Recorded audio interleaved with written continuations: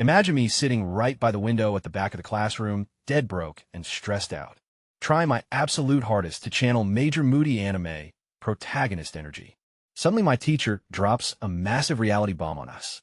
Registration for the martial arts exam is mandatory, and a hefty 30,000 yuan fee is due in just 7 days. 30,000? Are you kidding me, bro? I'm literally a broke student with zero cash to my name. Honestly, I don't even have 30,000 grains of rice sitting in my kitchen pantry. Let me rewind the tape a bit. My name is Suong, and I've been stuck living in this crazy alternate world for 18 years straight now. Back when I first arrived here as an infant, I had massive aspirations of becoming the ultimate, unbeatable warrior. Every single alien race was going to get utterly crushed by me, and my name was going to be legendary. Fast forward 18 years, and my grand destiny is getting completely blocked by a cash fee. The universe really looked at me and said, "Here's your harsh reality check, kid. You see, this society is basically my old Earth, just cranked up with a much crazier, deadlier twist." 3 centuries ago, a mysterious cosmic seed fell from the skies. An ordinary wildlife suddenly mutated into bloodthirsty killing machines. Vicious alien invaders started pouring in, leaving everyone with a brutal choice: master kung fu or get wiped out. Fun times, right? My parents were tragically killed during a massive beast tide when I was only 3 years old. My uncle graciously took me in, which was super kind of him, except for the fact that he's completely broke and has 2 kids of his own, who are also training in martial arts. Picture one household supporting 3 ambitious martial arts students on $0. The math literally refuses to math.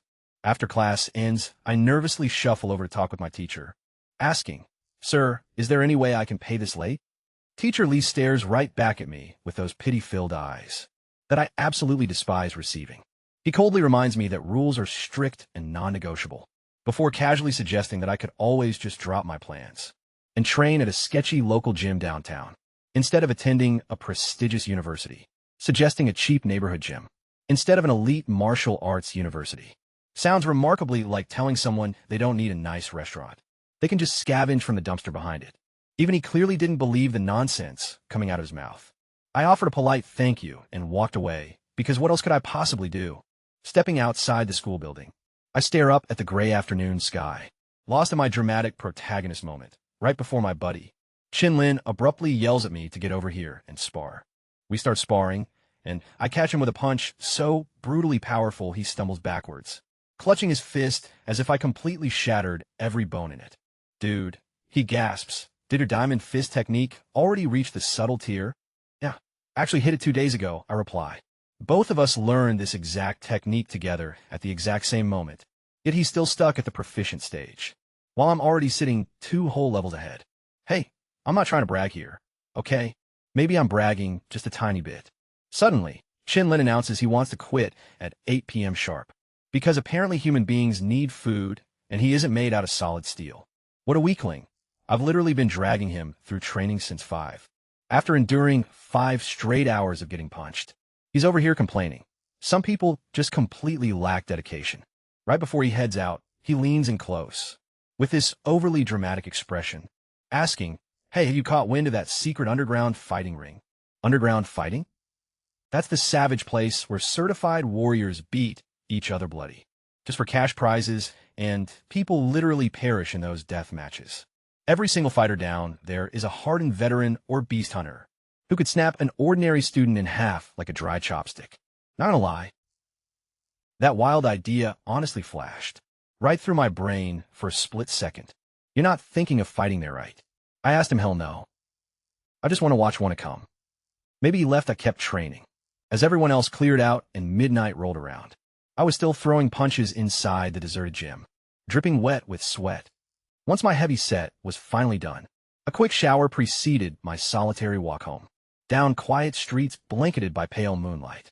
Just a broke orphan kid trudge-walking home at 1 a.m., eyes locked on the moon, racking my brain to figure out 30,000 yuan in a week.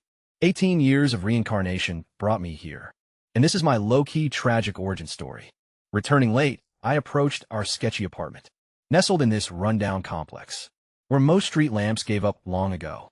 My hand rested on the door ready to shove it open, when muffled voices of my aunt and uncle stopped me dead. Freezing me in place rent was due in just a month, and we were still short $8,000. A heavy silence hung before my uncle sighed softly. I'll figure it out, don't tell the kids. Especially not Xiao Hong, his exam is coming up. He doesn't need this. My hand slipped downward. Leaning my back against the cold wall, I stood frozen. Then my aunt dropped a bombshell that hit hard. Maybe I should stop buying my medicine. It's not even curing anything anyway. Growing kids need food, and they've got to eat. They're training hard. My uncle shut that notion down fast. Your health comes first. The kids eat what they need. And Xiao Hong's registration fee. He's hands down the brightest star in this family. You must keep training. No, but I got this family covered. It won't fall apart because I'll handle it. Standing outside the wooden threshold, my fists were clenched so intensely tight. My knuckles turned paper white. My aunt was willing to ditch her medication, just to fund a simple test fee for me. While my uncle, despite hidden agony, hurting with every single step he took, kept telling everyone not to stress out. Taking a deep breath inside the dim hallway, I slapped on the brightest smile I could muster, pushed the door wide open, and yelled, "I'm home." Uncle was stretched out on the couch. Aunt held a pungent herbal medicinal patch. The heavy worry on their faces vanished instantly, replaced by glowing smiles so fast it would fool anyone except a total creep eavesdropping. "Xiao Hong, how was training?" "Massive progress today," I beamed proudly, snatching the smelly medicine patch from my aunt's hand. "Let me handle this." "Hey, stop that." She playfully poked my forehead. "That's my husband. You trying to compete with me now?" We all chuckled together in that awkward vibe, where everyone in the cramped room pretended everything was fine, even though we all knew better. Silence hung heavy after I finished applying the patch. My uncle stood up slowly and patted my shoulder. "Get some rest, kid." "Sure thing. Want me to walk you to your room?" Old man, his eyes went wide in shock. "Listen to you, you little punk. You're getting way too brave lately." His hand suddenly flies up as if he is about to smack me right across the face. I dive straight into my room while chuckling quietly behind my back. The exact second he thinks the coast is clear, it happens. A sharp gasp escapes his lips. His hand clutches his lower back with pure agony plastered all over his face. My aunt rushes over to catch him, and together they shuffle away toward their room. Meanwhile, I quietly pull my bedroom door shut. That fake smile vanishes from my face instantly. It was like it was never even there to begin with. Our living arrangement? 2 cramped bedrooms and a single shared bathroom. My uncle and aunt take one room entirely for themselves. Myself, my little brother Xiao Hai, and my little sister Xiao Meng all pile into the other. We have bunk beds set up just like a college dorm room. They share one set while I claim the bottom mattress of the second one. The top bunk serves strictly as a storage shelf for junk, simply because buying a closet is completely out of the question. I tiptoe carefully toward my bed, try my absolute best not to wake anyone up. "Big bro, damn it. You're still wide awake?" I whisper under my breath. "Me too. I'm wide awake as well over here." Xiao Meng's head pops up abruptly from beneath her heavy blanket. Before I even have a single chance to get a word out, Xiao Hai drops a total bombshell. "Bro, I'm dropping out of school."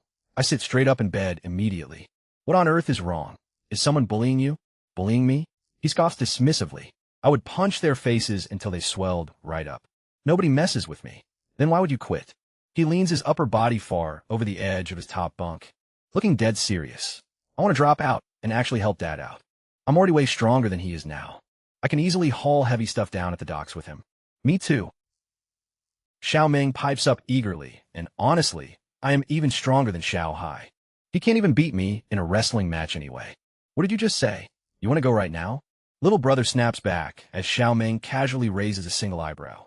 Instantly, Xiao Hai's tough guy aura completely deflates, just like a pop balloon.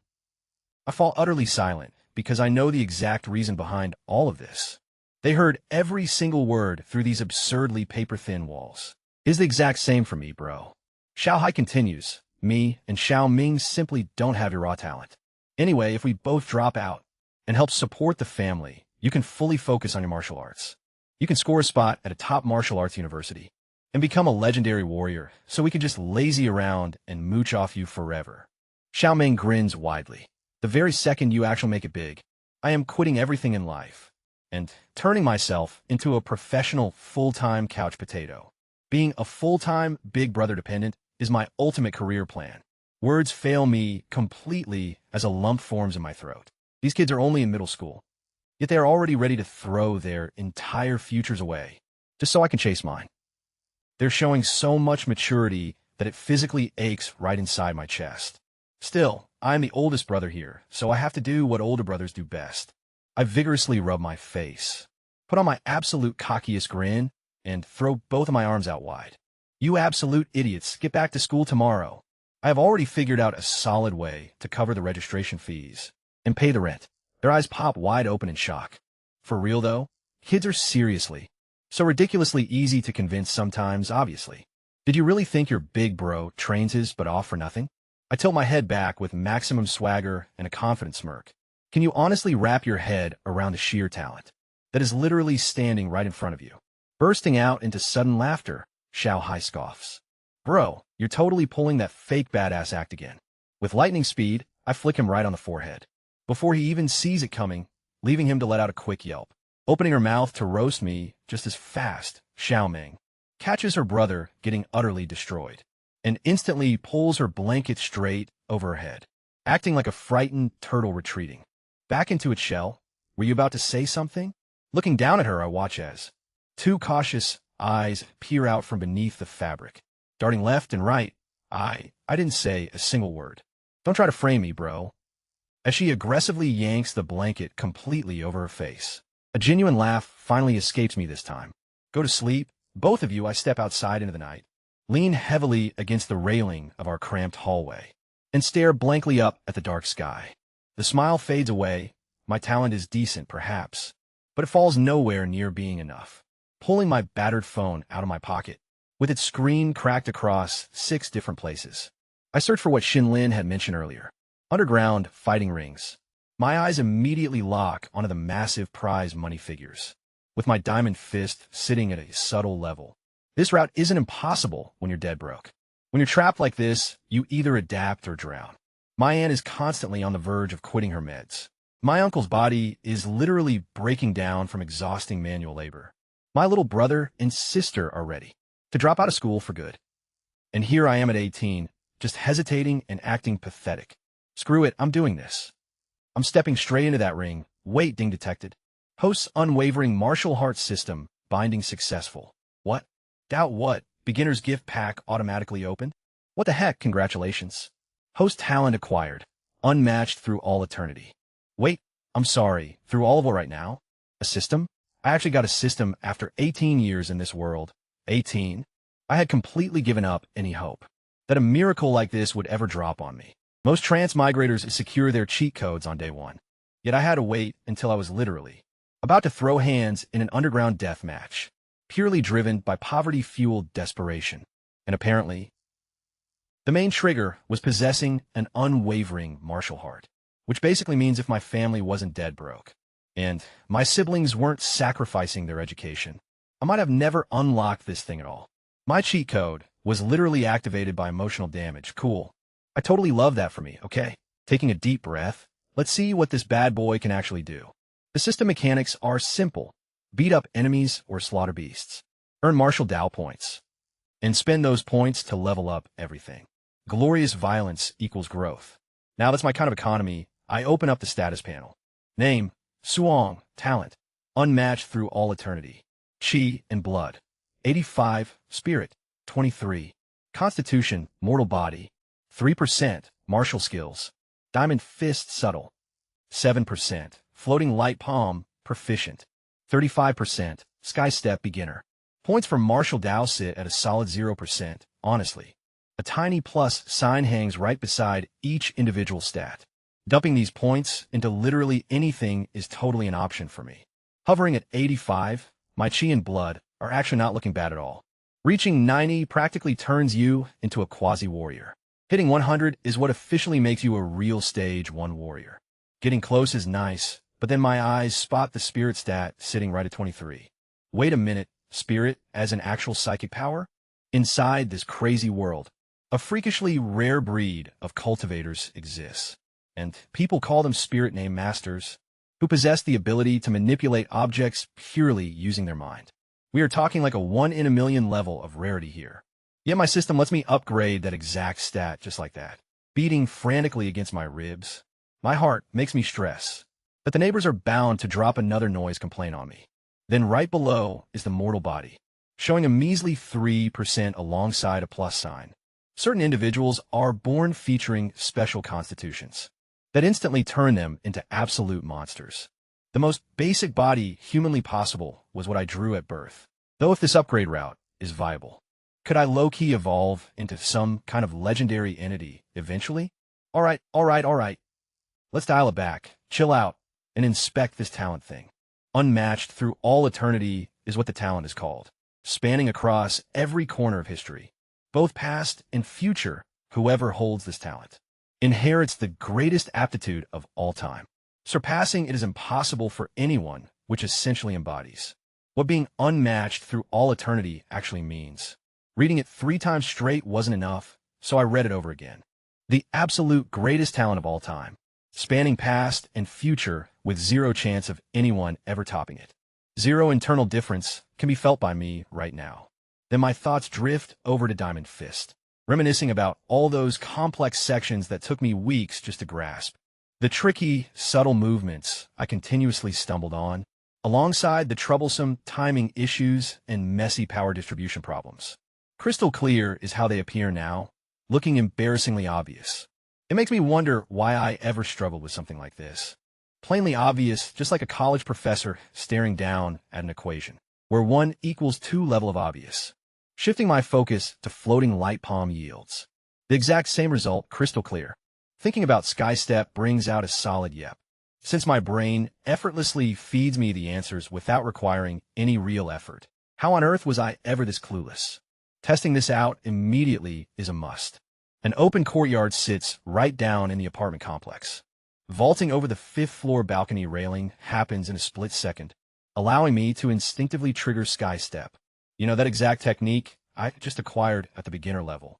The one barely granting me a single pathetic tap against empty air, just one lonely step.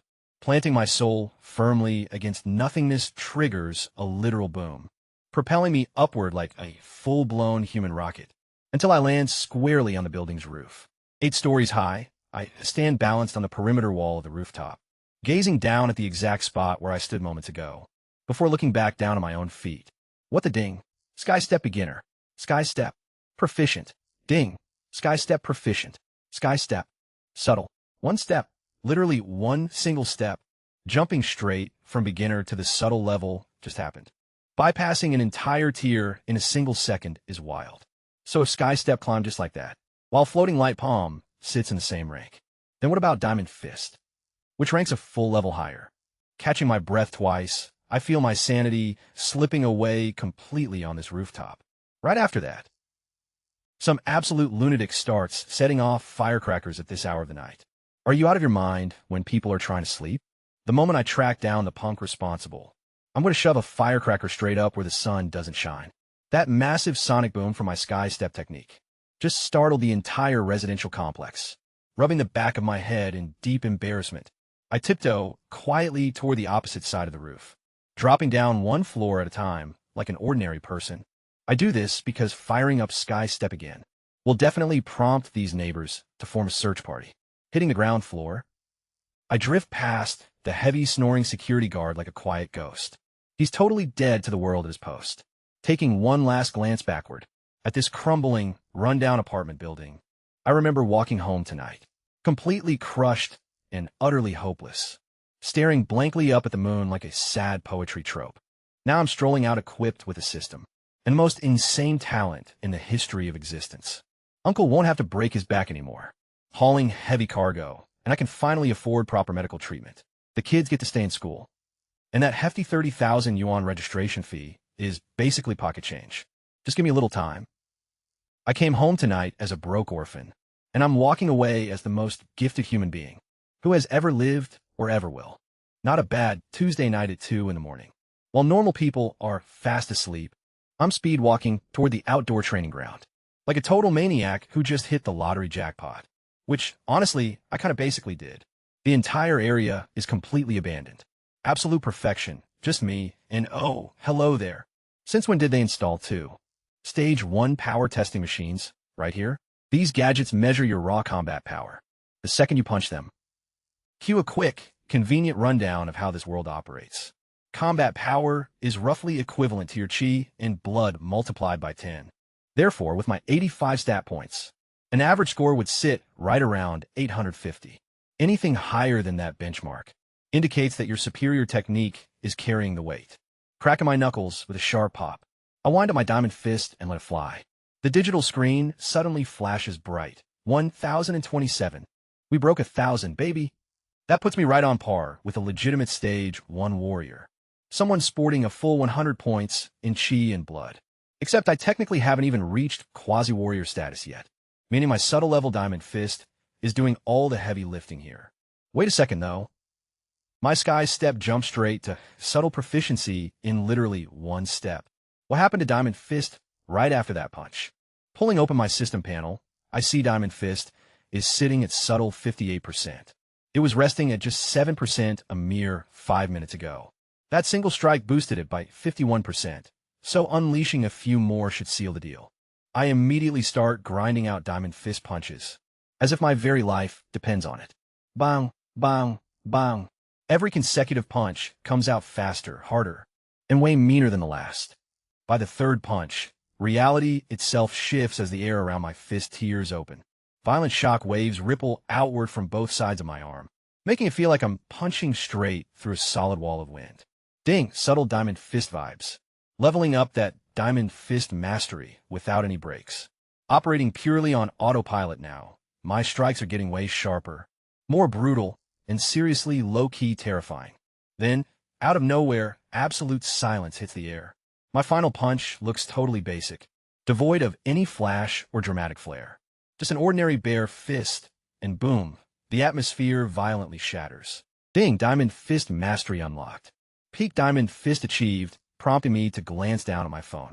13 minutes flat. I went from beginner to mastered in just 13 minutes. An entire D-rank martial art. Fully perfected. In less time than it takes to nuke a frozen burrito. Should anyone ever catch wind of this, their jaw would drop so violently and hard. It'd literally crack the concrete. Let's test out this new combat juice. Stepping right up to the testing rig, I wind up my diamond fist at its maxed out tier. Pouring in full power, I let loose a devastating punch. Boom! The testing machine itself, a multi-ton piece of heavy-duty industrial hardware, gets sent flying straight across the training yard, before slamming violently into the far wall. Oh crap! I panic, rushing over to heave this giant metal beast back onto its base. Paying for damages is completely out of the question. I can't even afford lunch today. Hey, who's creeping around out here? At this ungodly hour, my soul literally vacates my body for a second. A visibly exhausted young dude comes stomping over aggressively. Turns out, he's the night watchman assigned to guard these expensive rigs against potential thieves. Having dozed off in a nearby security shack, my loud little stunt abruptly jarred him awake. Upon laying eyes on me, just some random teenager, standing right beside a massive machine, shoved forcefully against the brickwork. His mind instantly jumps to a very specific conclusion. You're trying to rip off this testing gear, aren't you? You've got some serious nerve, kid. I wasn't stealing it. I was just doing some late-night training. I accidentally blasted it right into the wall. Blasted it in by accident? Do I look like an absolute clown to you? He aggressively stretches his arms while marching directly toward me, acting like he's literally about to throw hands. Puffing out his chest like a proud rooster, he barks, "Listen up, kid. Don't even think about fighting back. See that combat record flashing on the screen? That 1,208 score belongs to yours truly. I'm a stage 1 warrior, so trust me, you don't want this smoke. I'm telling you the truth. I put it there completely by accident." By accident, he sneers, flexing his biceps as he closes the distance, fists clenched with supreme confidence. Right then, his gaze drifts over to the digital monitor, the exact screen still displaying my fresh score of 1,850. Instantly, his pupils shrink down to tiny pinpoints. His head rapidly snaps back and forth between the insane number on display and my very youthful, high schooler-looking face. Back and forth, number, face, number, face. Still want to throw down with me? I ask, my tone dropping to a freezing chill. Because honestly, this guy's attitude is testing my last nerve. All the color drains from his face so fast. I can practically hear the blood rushing away. Fight? No, no, no, bro. I mean, yes, sir, it was just a prank, haha. Hilarious joke, right? With hands held high, he retreats backward. Please just act like I was never here. Carry on with your training. Farewell. Good night, as he suddenly sprints off. Standing right there, I am completely baffled. What has happened? Did I actually scare him? Only 2 seconds ago, he was acting so tough. What a total weirdo, whatever. My gaze shifts toward the screen, displaying 1,850. That territory is practically mid-tier stage 1 warrior level, achieved entirely from Diamond Fist at its perfect state. This power jump is totally insane. Giving a shrug, I begin practicing my other 2 techniques. Meanwhile, inside a small guard shack nearby, totally unknown to me, some dude sits in a chair with his legs shaking uncontrollably, his heart pounding furiously against his ribs. 1850, that is nearly a mid-stage 1 warrior. Getting hit once by that kid would turn me flat into a pancake. Sweat gets wiped away from his forehead, while he peeks through the window at me. Still training away, looking just like a high schooler. Note to self: never take security gigs near high schools ever again. Slumping down into his chair, he mutters out the burning question of the night. What kind of absolute genius shows up at a public training ground? At 2 in the morning, is he bored out of his mind? Or does he seriously have nothing better to do? Clocking in at 5 in the morning, training all through the night, without grabbing a single minute of sleep. Somehow I feel incredible as my interface opens up. Diamond Fist, perfect. Floating Light Palm, perfect. Sky Step, perfect. Every single martial art I know maxed out in a single night, while regular folks were fast asleep dreaming about whatever normal people usually dream about. I transformed into a combat god rocking pajamas. My power gets tested on the machine several times over, with scores consistently bouncing right between 1,800 and 1,900. That equals out to a mid-tier stage 1 warrior pretty much, even though technically I'm still a martial student, holding a mere 85 points in chi and blood. Here is the best part of it all. Underground fighting matches are strictly separated by rank. Students only fight students, meaning stepping into a student tier ring, equipped with warrior tier power, that is basically showing up to a thumb war with a flamethrower. Tonight is the night I head back home for breakfast. My aunt and uncle are sitting at the table, acting completely normal, leaving zero trace of last night's talk about rent, money, and medicine costs, putting on Oscar-worthy performances. Both of them, Xiao Hong. Training through the entire night is way too much. You really need some rest. Your aunt is totally right. Slow and steady always wins the race. These two are actually worried about me, the very ones who can barely cover rent. Freaking out over my sleep schedule. I'm totally fine, honestly never felt better. Flashing a grin at them, Xiaomei chimes in, Mom, Dad, stop stressing out. Big Bro is built like an absolute tank. You could have him plow fields the whole day long, and he would not even break a sweat. Playing it smart, Xiao Hai keeps his mouth shut. That forehead flick from last night definitely taught the kid a harsh lesson, and his survival instincts are proven correct. 3 seconds later, when Aunt grabs Xiao Ming's ear and twists hard. Is that how you talk about your brother, Bairo? Save me, Xiao Ming is squealing. Totally deserved, I say, laughing out loud. Xiao Hai looks at the carnage, quietly, internally congratulating himself on keeping his mouth shut. Honestly, this kid has a future in politics. After breakfast, Aunt gives us the family motto on our way out. Don't bully other students. But if someone bullies you, beat them up. We don't start trouble. We don't run from it either. Xiao Ming goes full cute mode. Mom, I'm so sweet and adorable. Why would I bully anyone? Xiao Hei's mouth twitches. You don't bully other people. Sure, but you beat me up on a regular basis. He considers snitching, but then Xiao Ming shoots him a little sideways glance, with a smirk that says try it. He wisely chooses silence again. When we're out of earshot from the apartment, both their playful smiles vanish instantly, and worried faces come back. Oh, so we're doing face switching now? I grab both their heads and start messing up their hair. Bro, rubbing heads literally makes you shorter. Xiao Ming protests. Bro, was last night for real? Xiao Hai looks up at me. You really have a solution? You're not just saying that? Xiao Ming stops fighting my hand.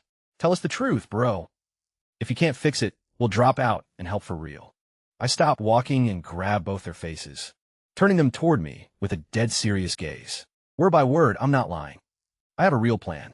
Their eyes light up like fireworks, because they know this face when I get this serious. I don't lie, yes. Xiao Ming literally jumps in place, while Xiao Hai breaks into the biggest smile I've seen in months. This right here, this is why I'm doing everything. Not for glory, not for power, just to keep these smiles on their faces. I drop them off at school and head to my own star city. First high class 6. The second I walk through the door, Shun Lin is practically vibrating. So, underground fights tonight. Are we going or no? I'll pass. His face falls. Like I just told him Santa isn't real. Seriously, you're gonna miss Real warriors going at each other? Yeah, buddy. I'm not going to watch. I'm going to participate. Though I can't tell you that because you'd freak out. Tell my uncle, and then everybody would panic. Before he can argue more, Teacher Lee walks in. Everyone to the gym now. The class looks totally confused. Skip morning study hall. Teacher Lee smiles. The principal invited a stage 3 warrior to teach everyone. A C-rank martial art, unless you'd rather do homework instead. With a stage 3 warrior dropping knowledge on a C-rank technique. Live in person, the lecture hall absolutely loses its mind. Students sprint toward the gymnasium at speeds way faster than their usual rush to the cafeteria during lunch break. And trust me, that's saying a lot. My eyes are practically glowing here. C rank sits 2 entire tiers higher than my humble diamond fist. Blessed with my god-tier, unmatched talent through all eternity. I'll probably have this mastered long before the demonstration even wraps up. Shinlin is totally hyped too, throwing ghost punches while walking. Bro, if I actually managed to pick up a C-rank technique, I could totally throw hands in the underground fighting rings. Giving him a deadpan stare, I watch as he blinks right back and stutters. Okay, fine. I'd still get absolutely destroyed. Those guys have master-level techniques under their belts, and they play super dirty. Then his face lights up instantly, and throwing a heavy arm around my shoulder with a wise master vibe. He says, but you, my guy, I genuinely believe in you. The moment your diamond fist hits max level, and you go out there to fight, I'll place heavy bets on you, so we can split the cash 50-50. What a genius strategy, right? Leaning backward, he looks extremely proud of his brilliant scheme. Am I not hilarious? Offering a thumbs up, I reply, yeah, absolutely hilarious. My diamond fist actually reached max level 6 hours ago. Chun-Lin, so I'm literally heading out tonight. But sure, someday. Hilarious indeed. So the principal pulls a massive flex today, calling up his old war buddy, a stage 3 warrior answering to the name Chen Tian, to teach the whole student body AC rank martial art completely for free, just marching in and barking. Everyone move to the gym right now. These two share the most hilarious friendship dynamic. Waiting right by the front gate, the principal watches, and the second Chen Tian shows up. They immediately start roasting each other to pieces. You really dragged me all the way out here for this? Well, I didn't send a car for you. You got here into your own steam. Stop whining and at least offer me some tea, will you? Reaching into his stash, the principal pulls out a huge bottled iced tea straight from the convenience store.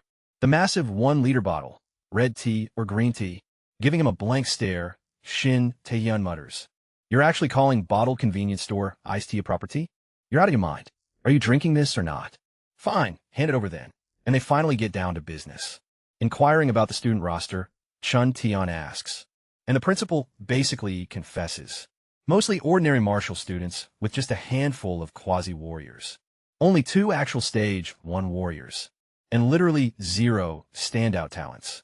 Shin Tian looks like he's about to have a full-blown aneurysm. You brought in a stage 3 warrior to teach C-rank martial arts. To a bunch of kids who can barely throw a decent punch. Do you think my Thunder Fist is just cheap cabbage?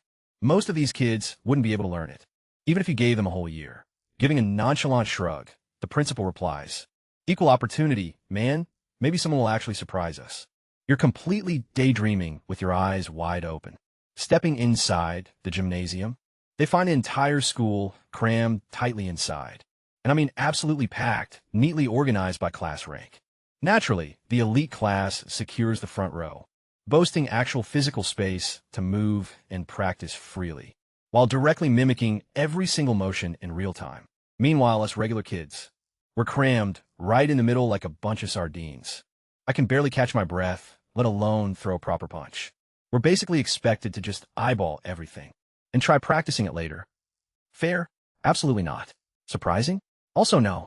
Right up front, the school's 2 massive celebs, Li Tu and Shin Shan, the Soul Stage 1 warriors, are holding down the best spot in the genius section, looking effortlessly chill and completely unbothered.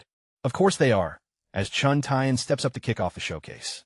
This right here is the S-rank Thunder Fist, he announces. Once you hit beginner level, every single punch unleashes a single thunderclap. He throws a strike, boom. The deafening crack echoes through the entire gym, sounding like real thunder while my entire ribcage vibrates. At Proficient, you get 3 thunderclaps. At Subtle, you get 5. Reaching Mastery, he unleashes a blazing combo, sending 7 shockwaves of sound rattling through the building. Boom, boom, boom, boom, boom, boom, boom. And at the ultimate level 9, well, I haven't even reached perfection myself. So don't get ahead of yourself, guys. If you can simply scrape by with beginner today, that's already a massive W. Instantly, the elite students start copying his stance.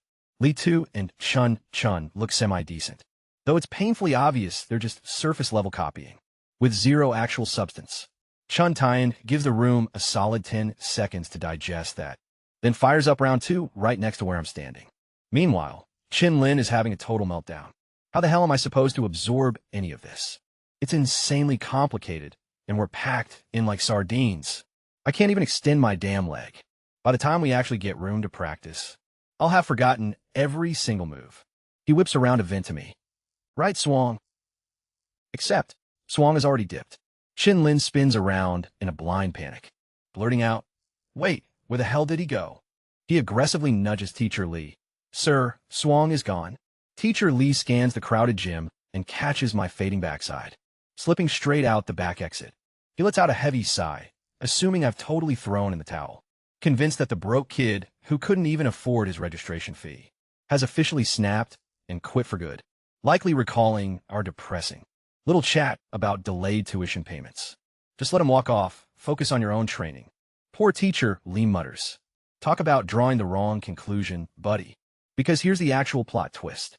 I watched Shin Tien demonstrate that Thunder Fist technique exactly one single time before my brain. My glorious, peerless, universe-brained intellect instantly clicked. Oh, is that really it? That's literally the whole technique. Sure, it's a C-rank martial art, sitting 2 full tiers higher than the Diamond Fist, supposed to be mind-bogglingly harder to master, and supposed to take months just to hit beginner level. And everything clicked instantly in my head. The main hall is way too packed for me to get any reps in, first look. So I sneak out the back door and stake out a quiet, empty patch of grass. Running back, every single move Chun Tien just broke down.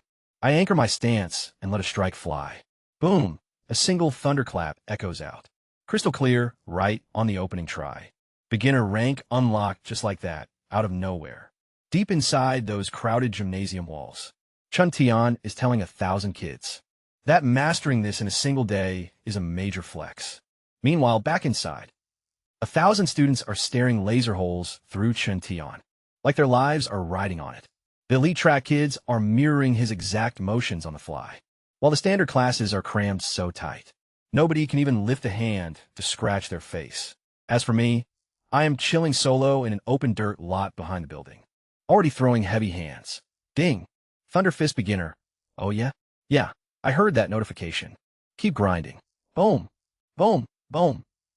3 thunderclaps trigger. Ding! Thunder Fist beginner. Thunder Fist proficient. Let's keep moving. Meanwhile, and I am totally in the dark about this now, though I'm going to find out soon, inside the gym, Chun Tien wraps up his 7th and final walkthrough and strides right up to the principal. How are they shaping up? Only Chin, Sean, and Li Tu have a fighting chance of grabbing this technique. No one else is close. The principal lets out a massive sigh of relief. At least someone managed to pick it up. Those 2 campus heavy hitters, holding down the title of the only Stage 1 warriors in the entire academy, finally squeeze out a single thunderclap apiece. After sitting through 7 grueling demonstrations, the whole student body absolutely loses their minds. Whoa, Li Tu actually pulled it off. Now that is what raw talent looks like. Li Tu flashes his eyes open with a smug grin plastered on. He locked it down mere seconds ahead of Chun Shan, and barely a few seconds pass before he starts rubbing it in. I got it first, so I win this round. It was literally a 3-second gap, dude. Whatever, we are settling this score at the monthly exam. Those 2 treat each other as the only worthy threats on campus. Everyone else might as well be part of the furniture. The rest of the elite class kids are just standing frozen, feeling like background NPCs in somebody else's shonen anime, which, honestly, they totally are. Cutting back to my homeroom. Chun-Lin has completely checked out of the lesson and is just staring blankly at the back exit, wondering where I wandered off to. I should have bailed out with Suong. At least then I wouldn't be sitting here wasting my afternoon. Teacher Lee catches wind of that and tries to muster up some inspiring words. But what is there even to say? Even he couldn't crack the technique. An actual certified instructor and a stage 1 warrior in his own right failed to pick it up. The rest of the elite class students, aside from those 2 prodigies, came up empty-handed too, while the regular class teachers are awkwardly striking out just as hard. Teacher Lee figures I bailed because I totally gave up, assuming that the broke kid, who couldn't even scrape together the registration fee, realizing the massive talent gap, he completely ghosted and walked away in total defeat. Making an early exit was low-key the right move for Swan. At the very least, dodging that embarrassment saved him big time. Oh, good old Teacher Lee. Sweet, sweet Teacher Lee. If only you had a clue what was happening outside. Boom. Boom, boom. Boom, boom. 5 heavy thunderclaps ring out, ding. Thunder Fist is officially proficient. Now, reaching the subtle stage. Pulling out my phone, I see it's barely been about 15 minutes. A solid 15 whole minutes just to hit the subtle level. C-rank techniques are seriously built on an entirely different tier, way above D and E ranks. Here I am low-key tripping because it took me 15 minutes. Chun-san, along with Lee 2, required 7 full-on live demos, led by a stage 3 warrior just to scrape by at beginner level. Yet I'm already at subtle and feeling salty about my pacing. Stepping back inside the building, Chun Tian finally wraps up all 10 demonstrations, sweating like crazy, revealing the final results. Only 2 students actually learn it out of the whole school. The principal immediately kicks off a cheesy motivational speech about pushing through without quitting. Every single teacher in the room is dying inside out of pure secondhand embarrassment, knowing they failed to grasp what 2 random teenagers just mastered. Stepping out through the back door for a breath of fresh air, Chun Tian heads outside, gazing up at the clouds while getting all deep and philosophical. Martial arts is seriously brutal. Talent gaps just keep getting wider when true opportunities are missing. Raw hustle alone will never cut it. Suddenly, his eyes land on me, some random kid wearing a school uniform, practicing the Thunder Fist out in the open field. He slowly shakes his head, sighing softly. Just a regular class student, trying to grind out moves entirely from memory. It's a massive flex of effort, but totally pointless. Even powerhouses like Shin-chan and Lee 2 needed 7 straight rounds of live instruction too. Boom, boom, boom, boom, boom, boom, boom. A roaring chain of 7 thunderclaps echoes. Chun Tian's jaw literally hits the floor in pure shock at mastery level. This is a student I just finished teaching moments ago. Wasn't that just a second ago? His lips are literally trembling. His hands are shaking uncontrollably as he fails to look away. He stares at me like I'm some weird extraterrestrial creature, dropped right down wearing a standard high school uniform. And then the craziest thing happens, just by watching me run through the forms, observing the exact way I flow through the technique. Powered by the most insane talent in all of history, brainy old Shin Tian suddenly gets a major revelation about his very own technique. The Thunder Fist, which he had been hard stuck at the mastery level on for years, is finally starting to click for him, merely by watching me move, and then boom, it drops. Boom, boom, boom, boom, boom, boom, boom, boom, boom. 9 thunderclaps erupt straight from my fists, hitting the ultimate perfect level. Chun Tian's mind completely blows up with sudden inspiration. He slaps his thighs so fiercely, it's bound to leave a bruised mark. Oh, I totally get it now, so that's the secret behind how it works. Without wasting a single second, he dives straight into practicing it himself. 7 massive thunderclaps echo out before he unleashes one final, explosive punch. Boom, that's number 8. With 8 thunderclaps shaking the air, he shatters right past his mastery plateau, after being dead stuck in a rut for years, just by watching some random high school kid drill moves. For 20 minutes, he's left standing right there, shivering with pure euphoria the exact second the principal storms. into view shouting, "What the heck, old Chun? Did you seriously break through again?" Then the principal's expression completely sours. "Hold up a second. You were holding back the whole time you were teaching my students, weren't you? You totally sandbagged that demonstration. You sneaky jerk." Meanwhile, I'm just chilling and vibing out of my field, totally clueless that I low-key accidentally evolved into a stage 3 warrior martial arts master. "You're welcome, Chun Tion. My consultation fee is 30,000 yuan, cash preferred." So I finished perfecting the Thunder Fist to all 9 thunderclaps at the ultimate level. No big deal, right? And I stroll over toward the cafeteria because a guy's got to eat. Little do I know that right behind my back, an absolute circus is breaking out. Chun Tion whips around to flex to the principal about what just went down, and boom, I'm gone, vanished, evaporating into thin air like a martial arts Cinderella right at midnight. Where the heck did he go? Chun Tion loses his mind, screaming. "Where did who go?" asks the completely bewildered principal. Still icing the nasty black I Chun Tion just handed him. "Yeah, seriously." Chun Tion literally socked the principal square in the face because his sudden, noisy appearance distracted Chun Tion from stalking me. The actual head of the school got punched right in the eye socket over some iced tea drama and a ghost student. Chun Tion starts spilling everything he witnessed. Some kid in a standard school uniform throwing the Thunder Fist with all 9 thunderclaps, reaching the flawless level he couldn't even sniff. After decades of grinding, the principal's knees instantly buckle out from under him. There's an absolute monster loose in my school, and I had zero clue. He rockets toward the practice field so insanely fast that he leaves actual, literal after-images trailing behind him. We're talking stage 3 warrior speed here, operating in full-blown panic mode until he reaches the empty field, only to spot a student in a uniform, strolling casually toward the cafeteria. "Hey, you student, freeze right there. What's your name?" The kid slowly turns around. "Ah, I'm Xin Lin. Quick, throw a Thunder Fist for me right this instant." Chin Lin looks super confused, but he obeys anyway, delivering quite literally the most crooked, wobbly, and cringeworthy attempt at the Thunder Fist in human history. Then he looks up at the principal with wide, shiny, hope-filled eyes. "So how was that, sir?" The principal just stares blankly at this absolute disaster of a martial arts display, gazes down at Chin Lin's eager face, opens his mouth, shuts it tight, and opens it once more. "Not bad. Just keep trying." He pivots sharply and walks away, leaving our poor, gorgeous, completely delusional Chin Lin watching the principal march off. And instantly, every teacher in the school is summoned to his office right now.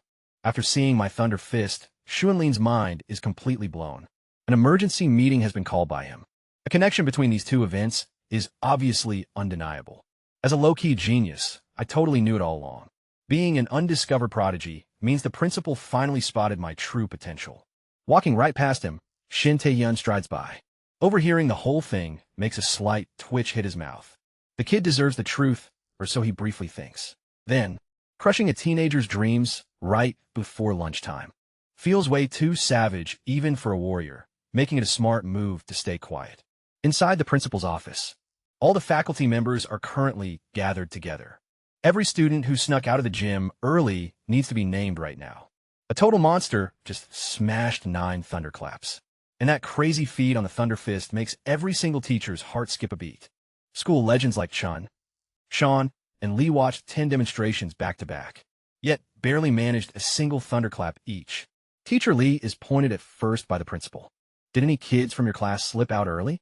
A quick hesitation catches Teacher Lee off guard. Punishment is what he assumes the principal is planning for them. Covering for me is on the tip of his tongue, because he genuinely feels bad about my broke financial situation. If punishment happens, then whatever, bring it on, because I'm totally trying to recruit this kid anyway. Talent like this only comes around once in a generation, you guys. Oh well, just one student left early actually, and his name is Suong. Instantly, the principal's eyes light up with pure hype. Give me the details on him. Is he giving off mysterious vibes? Real quiet and low-key about hiding his true power? Well, he's generally pretty chill and mature most of the time. Looking at the principal, he's practically drooling with excitement. Though lately, he's been super stressed out over not being able to scrape together the 30,000 yuan for the martial arts exam fee, even asking if a late payment was cool. Just like that, the principal's hype completely deflates like a popped balloon. Someone capable of hitting 9 thunderclaps. Being too broke to afford 30,000 yuan makes literally 0 sense. Possessing that kind of insane skill, you could easily cash out that much in a single night. At some underground fighting ring. Nah, that definitely ain't the guy. Officially eliminated from the running. Getting canceled from the genius search happened to me. Simply because I'm way too broke to be considered talented. The principal genuinely concluded that no actual prodigy could possibly be this down bad financially. The irony here is honestly killing me, but hey, at least a little consolation prize came my way. Shifting his focus over to the next teacher, the principal casually drops this instruction to Teacher Lee. Oh, just hook that kid up with some extra time on his registration deadline. Approval granted. Thanks a lot, sir. Extending my payment window is something I seriously appreciate. While the entire school is out here searching everywhere for me, I'm just chilling in the cafeteria, stuffing my face with delicious food, and checking my stats. Thunder Fist is perfect, Diamond Fist is maxed out, Floating Light Palm is flawless, and Sky Step is ready to go for movement techniques. Everything is fully maxed out, sitting safely at the perfect level. Farming some martial Dao points is the next big goal. The system got asked by me whether beating people down in underground fights actually counts. Shoving another massive forkful of rice into my mouth, I whispered to myself, tonight is the night I throw hands. Meanwhile, back at school, Shun Lin sits quietly at his desk, watching peer after peer get hauled into the principal's office, one by one, and he is losing his absolute mind. Why haven't they called my name yet? The principal definitely saw my Thunder Fist and was low-key blown away. This wait is taking forever, Oh Chunlon. My chronically delusional best friend never changes as he pesters me yet again, asking if I want to hit up the underground fights tonight. Hard pass. The dismissal bell rings, and I rocket out of that classroom so fast. My chair goes spinning 2 hours later. Night has fallen, and I stand outside an ominous black building, suited up in a fresh outfit and a face mask. Down on basement level 1 lies the underground fighting ring. The heavy door swings open, and a thick wave of hot air smacks me right in the face. Heavy metal music is blasting everywhere. Neon lights strobe as fighters laugh and flex their muscles, while women in skimpy outfits weave through the crowd carrying drinks. Every single thing about this vibe makes me cringe. Hands go over my ears as I scan the room for the registration desk. The prize breakdown is posted right there. Martial student tier gets 1,000 coins per win. Quasi warrior tier pays 5,000 per win. Stage 1 warrior tier grants 10,000 per win, and sweeping the entire student tier tournament awards a massive 30,000 coin bonus. Exactly 30,000. The exact cost of my registration fee. It seriously feels like the universe custom ordered this number for me. Though honestly that amount is pretty weak sauce. The registration fee alone eats up 30,000. Rent is 8,000 short, plus my siblings' tuition and my aunt's medicine. Adding it all up means I need at least 50 to 60,000. Overhearing my muttering, the lady at the registration desk lets out a laugh. Well, hello there. You sound awfully young to be talking so big, kid. She is an attractive older woman, going by the name Wangya. Giving me a thorough once-over, she proposes an alternative. If you think you're such hot stuff, why not try champion defense mode? It is one person versus everyone, facing all challengers back-to-back. Sweep them all, and the bonus gets doubled. My ears instantly perk up doubled. But here's the catch with champion defense mode. You forfeit the per-fight prize money completely. It is strictly all or nothing. Lose just once, and you walk away with $0. All or nothing 60,000 if I pull off the sweep. Absolute zilch if I lose even a single match. I will take it, I reply, blinking rapidly. She was clearly attempting to scare me away. Instead, I agreed as casually as if she were handing out a free sandwich. She slides a contestant badge across the desk, trying hard to conceal her smirk, and the second I turn around, she gestures to one of her henchmen. Go put everything we have on that kid losing. Why is he even here? His voice sounds like a high schooler. He obviously has zero clue about any of the rules. Just some clueless student, stepping into this underground arena for the very first time. Free money, oh. Hell, yeah, I'm betting 3 months' salary on him losing. None of that chatter reaches my ears. My focus is locked on getting my chi and blood measured. A solid 85 points confirmed martial student tier. They usher me toward a changing room. Apparently, Masks and disguises are provided by the venue for fighters, who prefer keeping their identities hidden. How thoughtful as I scan the wall of gear options. Demon masks, skull helmets. Plain hoods catch my eye, and then I spot it. A minotaur head, a massive bull head. Two dramatic horns pointing straight up from the top. Completely ridiculous, absurd, and absolutely perfect. Slipping it on, I find the vision crystal clear with those horns. Looking utterly magnificent, and an intimidation factor that's off the charts. Stepping into the waiting room now. I give my head little shakes to make the horns wobble playfully. Roughly 50 other fighters are clustered around a power testing machine, showing off their skills while I observe from the sidelines. Every single person is hitting between 1,000 and 1,200 combat power. These guys are hardcore fighters, all classified as martial students. Yet every single one punches way above the average line. There are 0 weaklings here. Had I walked in holding only my old subtle level diamond fist, boasting a mere 1,027 combat power, I would easily be the worst fighter in this entire room. Thank goodness I am no longer that guy. My current combat power sits at a massive 1,850. Honestly, I'm bringing a nuclear warhead to a knife fight. As the matches get underway, competitors begin shuffling toward the ring. Suddenly, a 7-foot minotaur clears them all in a massive leap and lands heavily right on the stage. Champion defense mode has just been activated by yours truly. Dead silence fills the air before the crowd absolutely explodes. Holy crap. Someone's actually triggering champion defense on the very first night. That bullhead guy looks completely insane up in the audience seats. Chin Lin is sitting right there alongside Chun. Sean and Lee are with them, too, staring in disbelief with wide eyes. What on earth is champion defense mode? Someone asks aloud, right after getting the quick breakdown.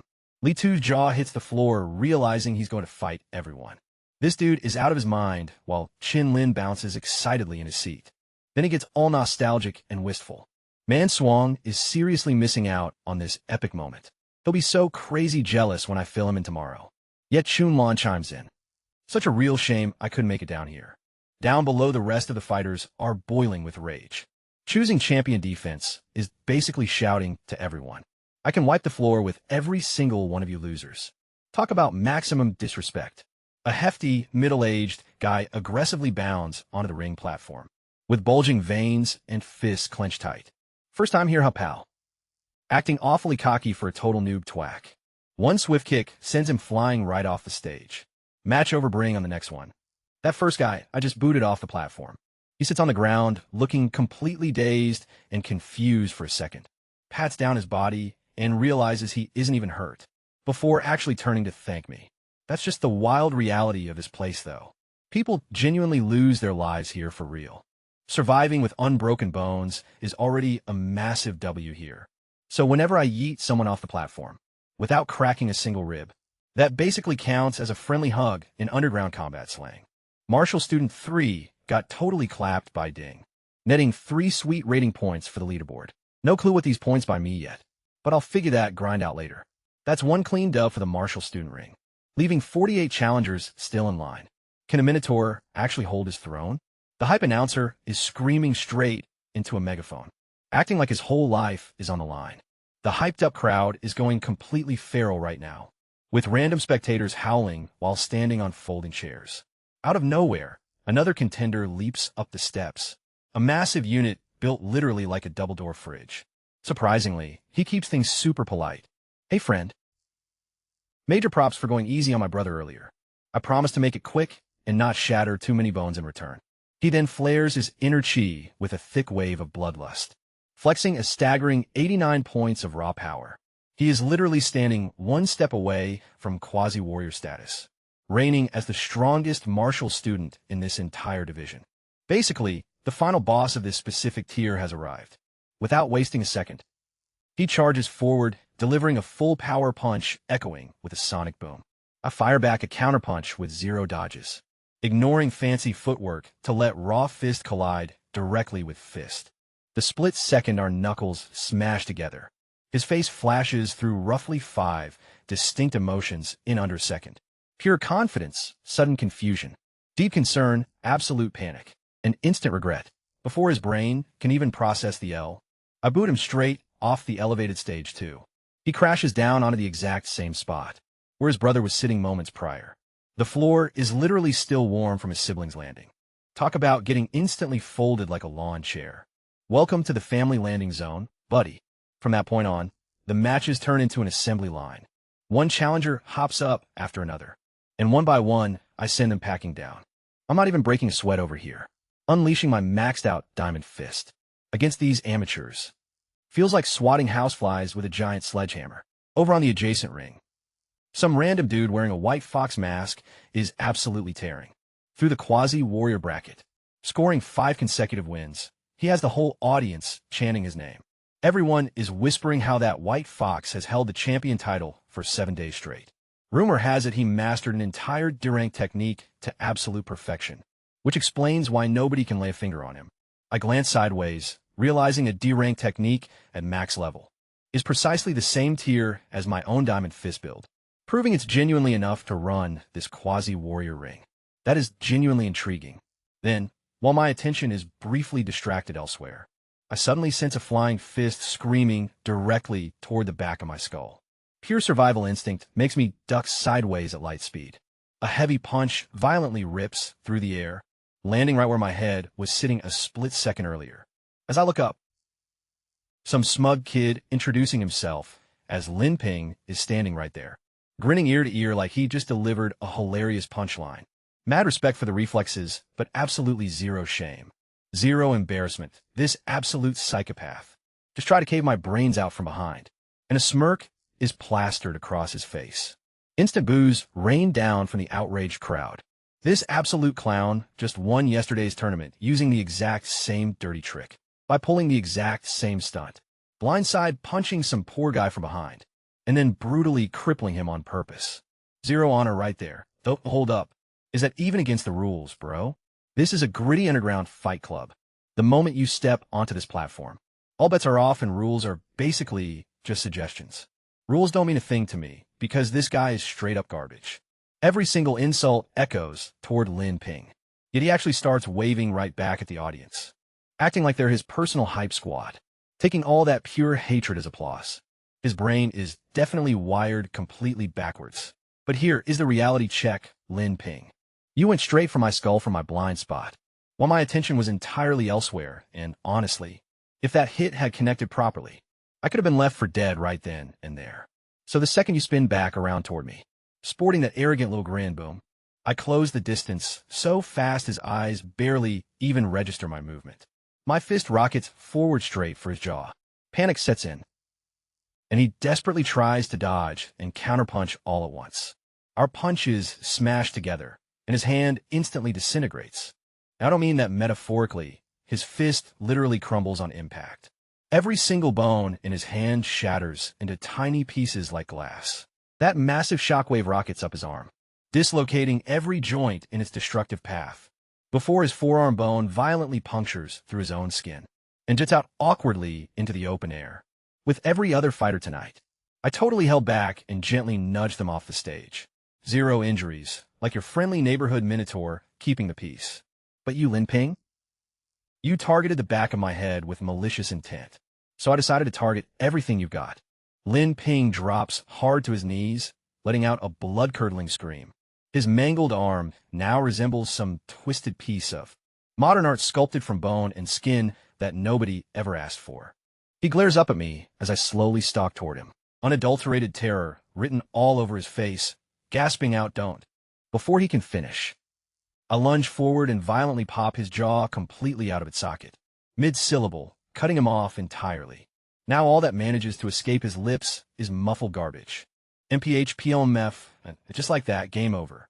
Scooting backward rapidly on his backside, he desperately scrambles to reach the safety of the platform's edge. His eyes dilated wide like a terrified, cornered animal. Go on then, why don't you wave at the crowd one more time? Weren't you having such a blast pulling cheap sneak attacks earlier? One swift kick to the chest caves his entire rib cage inward. He goes completely limp, and I turn to walk back toward the center of the ring. Here is my simple logic. Those two brothers before him were polite and totally respectful, so they earned that gentle boot off the stage and walked safely home with zero injuries. That's just my default setting. But the moment you throw a cowardly punch at the back of my head, a literal kill shot while my back is turned, and then have the audacity to smile about it. Zero mercy is given, with zero hesitation, because this marks my very first kill. Standing alone in the center of the canvas, I take a mental inventory of my own body, pure nausea washing over me. My hands trembling slightly at my sides, though I honestly can't even tell if it's from residual fear or pure adrenaline. Guess both work. Take a deep breath in, loud a slow breath as quiet follows. Not a single soul steps inside the waiting room. Every remaining fighter is having a collective meltdown. Should we still throw hands with him? Bro literally just iced a guy, yeah. But Lin Ping started that fight first. So if we're being polite, you go first. Hold up, I didn't say that. Is anyone else stepping up? The referee yells into heavy silence. Then a guy slowly shakes his head. Forget about it. I'm out of here. He is way too overpowered as he walks toward the exit. One by one, the rest of them follow suit. The entire waiting room clears out instantly, like someone just shouted free food outside. Hearing the news makes the referee's eye twitch. Only 3 matches. The champion defense guy won in just 3 fights, solely because everyone else chickened out. He is supposed to be entertaining a paying crowd. Actual tickets were sold. Yet the entire martial student bracket lasted what? Barely 6 minutes, thankfully. Over at the quasi-warrior ring nearby, the White Fox guy is still putting on a clinic. 8 wins back-to-back. At least something is keeping the spectators hyped. Letting out a breath of relief, the referee makes the call. Martial student bracket champion defense successful. Massive props go out to the Minotaur. Amidst thunderous applause, I hop down from the stage. Stepping into the waiting area, a familiar voice greets me. Well, look at that. Looks like I totally misjudged you. It is Wangya, the registration lady who bet her money on me taking an L. Wonder how that gamble worked out for her. Here is your payout, 60,000 Blue Star coins. She extends a thick stack of cash. 60,000, which is double the standard champion reward. That covers the registration fee, the rent, and an extra night on top. Problem solved, just hold on to that for me. I tell her, I will swing back for it later. Blinking in confusion, she asks, what do you mean later? Where are you going? Already walking away toward a completely different door. She chases after me and spots which entrance I am approaching. Her eyes drift up to the sign hanging above. Quasi-warrior waiting room. Her jaw drops wide open. You gotta be kidding me. Just recall what she told me back at registration. If you have a death wish, martial students are welcome to fight in the quasi-warrior bracket. She tossed it out as a joke and a sarcastic warning. Do not be an idiot, kid. Meanwhile, I took it as a serious proposal. Now here is what most folks tend to think. An 89 Chien blood martial student going up against a 90 Chien blood quasi-warrior. That is merely a 1-point gap. Right, should be an easy call, wrong. Once you hit 90 points, a warrior's physiology goes through a massive power spike. That is not a tiny 1-point gap. It is a massive cliff. An ordinary martial student fighting a quasi-warrior is basically a house cat trying to scrap with a tiger. The numbers look close on paper, but the reality is pure slaughter. So a martial student, stepping into the quasi-warrior waiting room, Wang Jia views that move not as bravery, but as a walking suicide note. Yet Wang Jia has no clue my combat power sits at 1,850. Those quasi-warriors had better stretch beforehand. I walk into the quasi-warrior waiting room, while rocking a bullhead. Every single quasi-warrior in there shoots me a quick glance. Figures I'm merely here to spectate close up, and pivots right back to the match. Not a soul even considers that I might actually be here to throw hands.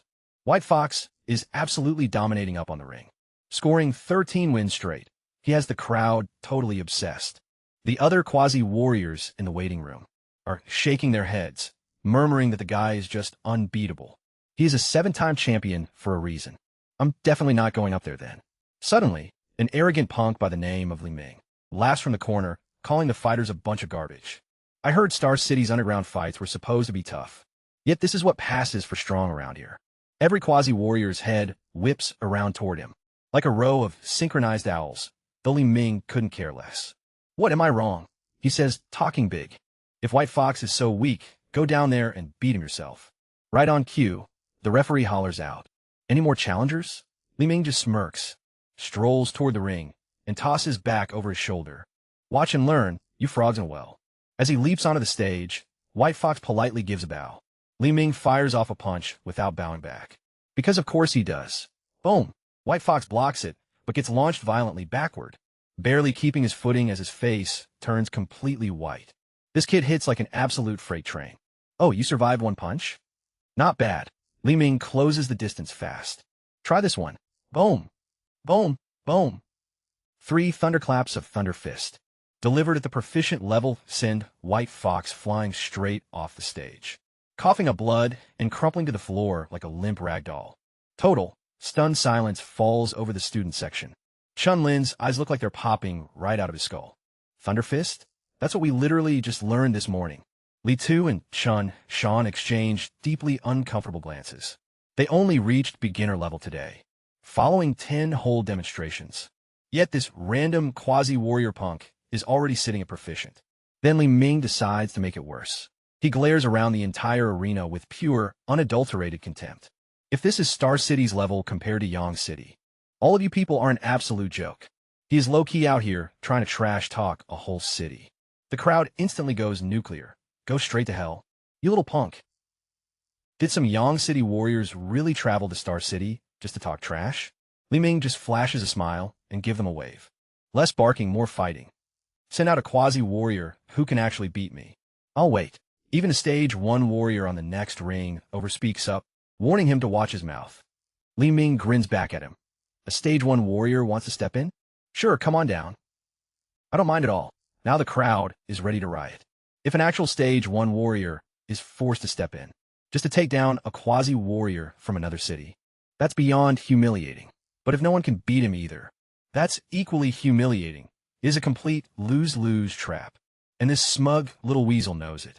Stepping back into the crowded waiting room, the quasi-warriors are standing completely frozen while low-key losing their minds. White Fox was too much for them to even handle, let alone this dude who just wiped him out in 2 clean hits. Walking up there right now would straight up be asking for a major beatdown. Pardon me, coming through, I announce, causing every single head to whip around as they spot me. The Minotaur.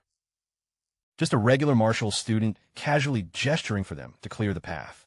Wait, isn't that the kid from the martial student bracket, bro? Shoo, kid, this ain't your circus. Listen, man. Another murmurs. We're all furious, but pulling a stun against a quasi-warrior is just. Without missing a beat, I leap right over their heads and stride with purpose toward the ring. Their jaws literally drop to the floor in unison. Is he actually doing this? A mere martial student, stepping up to the guy who just obliterated White Fox? Where on earth is this level of delusion coming from? Over on the stage, Li Ming notices a fresh challenger approaching and arches an eyebrow in sheer disbelief. Right before my intimidating bullhorns peer over the edge of the platform, the audience catches sight of me too, gasping, wait, is that actually the Minotaur from the martial student division? What on earth is his game up there? Has he completely lost his mind? Sticking a clean landing on the stage. I lock eyes. Dead with Li Ming. Through the eye holes of my bull mask and curl a single finger, signaling, come get some. Silence blankets the entire arena for a second, then erupts into chaos as they realize he's actually issuing a challenge. A basic martial student taking on a terrifying quasi-warrior. He's walking straight to his grave. That guy just vaporized White Fox using C-rank Thunder Fist.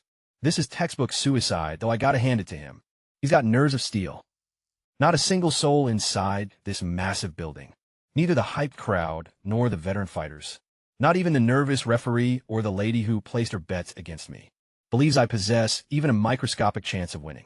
A mere martial student having the audacity to challenge a quasi-warrior who just completely demolished the reigning champion. They're all convinced I'm completely unhinged and suicidal, witnessing what has got to be the bravest, dumbest spectacle of their lives.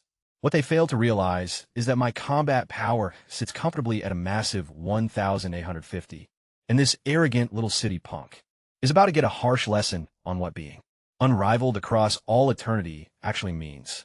Up high in the stands, Chun is running an uninvited live commentary. That bullheaded idiot is thoroughly cooked, folks. The other guy has mastered the proficient level Thunder Fist. He doesn't even need a special technique to pancake. A simple martial student. Li Tu nods in grave agreement, adding, even we might have our hands full with that guy. A martial student has literally 0 odds here. Meanwhile, Qin Lin is literally bouncing in his seat. grinning because Man Swang is seriously missing out on the drama tonight. Yet, Chin Lin sighs, it's just so tragic and genuinely devastating that I couldn't physically be down there in the ring myself. The referee is visibly tensing up beside us, crouched and ready to lunge forward to save my skin. The exact microsecond things go south. How sweet of him. Li Ming just glares down at me as if I were a pesky bug crawling across his dinner plate. Driven by a death wish, he lunges forward with a sloppy punch, without even bothering to drop into any formal stance. Let's be real, why would he waste the energy against a low-tier martial student like me? A casual, lazy swing should totally suffice. I fire back a counter, and our knuckles violently collide mid-air, sending Li Ming staggering back by a single step, while I get thrown back 3, leaving the entire arena dead silent, because every single person in the crowd had expected me to get launched straight into low orbit, yet instead, I'm just standing right here, completely fine, barely even nudged backward, which honestly is pretty strong. I mutter aloud, and I seriously mean every word, considering he's the first guy tonight to actually force me to move an inch.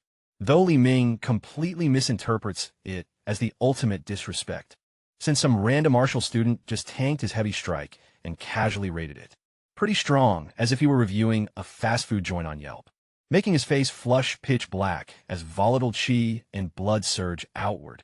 Boom, boom, echoing with 3 distinct thunderclaps, unleashing a proficient-level thunder fist at maximum power, causing the referee's muscles to tense up tight as he gets ready to dive in and pull me out of danger, until a shocking wave of sound erupts from my corner of the ring. Boom, boom, boom, boom, boom, boom, boom, boom, boom, totaling 9 massive thunderclaps that freeze the referee dead in his tracks, like someone just flipped his internal off switch, turning Li Ming's complexion completely white as ghost paper, leaving him with virtually 0 time to think, before my devastating fist lands squarely on target, sending a violent spray of blood flying from his mouth, and dropping him flat onto the canvas unconscious in one clean hit, leaving absolute, eerie silence, where you could easily hear a dime drop from across the entire building, before someone yells, "Holy crap! Holy crap! Holy crap!" A regular martial student actually just flatlined a quasi-warrior. This is utterly impossible, making the packed crowd completely erupt, while Shin Lin's brain short-circuits completely, and Li Tu swallows so hard and loud that it almost matches those 9 thunderclaps, representing a textbook, perfect-level thunder fist technique, while Chun Shan starts losing his mind, shouting he's a martial student, a freaking low-level martial student, causing the 2 school prodigies to exchange bitter, helpless laughs. After watching 10 master demonstrations and barely scraping by at beginner rank, meaning all those times they were called elite geniuses, now pale in comparison to some random, stubborn martial student who just casually dropped 9 thunderclaps, live on public television for the whole world to see, turning the title of genius into something that feels pretty much like someone calling you tall while you're standing right next to a skyscraper, prompted me to turn to the referee and ask, "So, I officially won, meaning the prize money is totally mine now, right, huh?" To which he stammers, "Oh yes. Yes, yes. Yes, absolutely. Provided that no other quasi-warrior dares to step up and challenge you," making me glance over toward the waiting room, where every single quasi-warrior inside is shaking their heads back and forth, so violently that I'm genuinely concerned they might get whiplash, with some of them literally retreating steps backward, thinking fight the psycho using a perfect level C rank technique. Yeah, absolutely not. Count us completely out of that, securing my successful defense of the quasi-warrior bracket, while the crowd goes totally wild in the background, allowing me to hop down off the stage and cruise through the waiting area, as the intimidated quasi-warriors literally part ways from me, like the Red Sea. Nobody in the room dares to look me in the eye anymore. Seriously, where in the world did this absolute unit come from? Those quasi-warriors were getting tossed around like toddlers by him. Standing right outside, Wangya, the desk receptionist, is staring dead at me while her brain is literally lagging. I stick my hand out expecting my cash prize. "All right, here you go." She hands it over, moving completely like a zombie. After quickly counting every bill, I turn around to bounce. Suddenly she catches my arm and leans in close, Those eyes of hers are doing that weird sparkly anime thing. It's getting late. We actually have empty rooms upstairs if you want to crash. I yank my arm back because chicks will totally slow down my grind. Strolling away, now looking like peak protagonist material, with absolutely zero sweat broken. And honestly, I wouldn't want it any other way. Out in the open air, I start adding up tonight's crazy bag. Martial Student Bracket Champion in the bag. Pocketing 60,000 coins, plus the Quasi-Warrior Bracket Champion title. Adding another 100,000 coins for a grand total of 160,000 Blue Star coins. That is literally about how much my uncle and aunt make. Through an entire grueling year. While I just farmed it in a couple of hours wearing a stupid bull mask. Registration fee is checked off, rent is totally covered. My siblings' tuition is completely sorted. And my aunt's meds are secured for multiple cycles ahead. At least I finally feel weightless for once. Ever since I accidentally eavesdropped on that heavy conversation. Over there behind the door, my chest feels totally unburdened now. Time for the best part, checking out the system panel. Sitting pretty with 67 Martial Dao points. The vast majority of those came straight from Li Ming. Turns out the more insanely strong and gifted the adversary is, the bigger the payout for me. Those random martial students barely gave me pocket change, whereas that arrogant quasi-warrior genius was an absolute jackpot. Now it's shopping time with priority number 1. Chi and blood, let's find out how far. 67 points will actually take me. Time to finally spend my hard-earned Martial Dao points. First target on the list. Chi and blood as I mentally tap the plus button on the screen. A pop-up notification instantly asks how many points to drop in. Let's play it safe and start with just 1 point. A soothing wave of heat washes over my entire body. Something clearly shifts inside my chi and blood stats. 85.11, meaning a single point equals a 0.1 boost in chi and blood. That might sound super tiny at first glance, but normally that exact level of gains takes a week of brutal grinding. Or maybe even 2 doing the quick math. I still have 66 points left over. That equals another 6.6 G in blood on top of my current 85. If I dumped the whole stack right now, I would easily cross into quasi-warrior territory.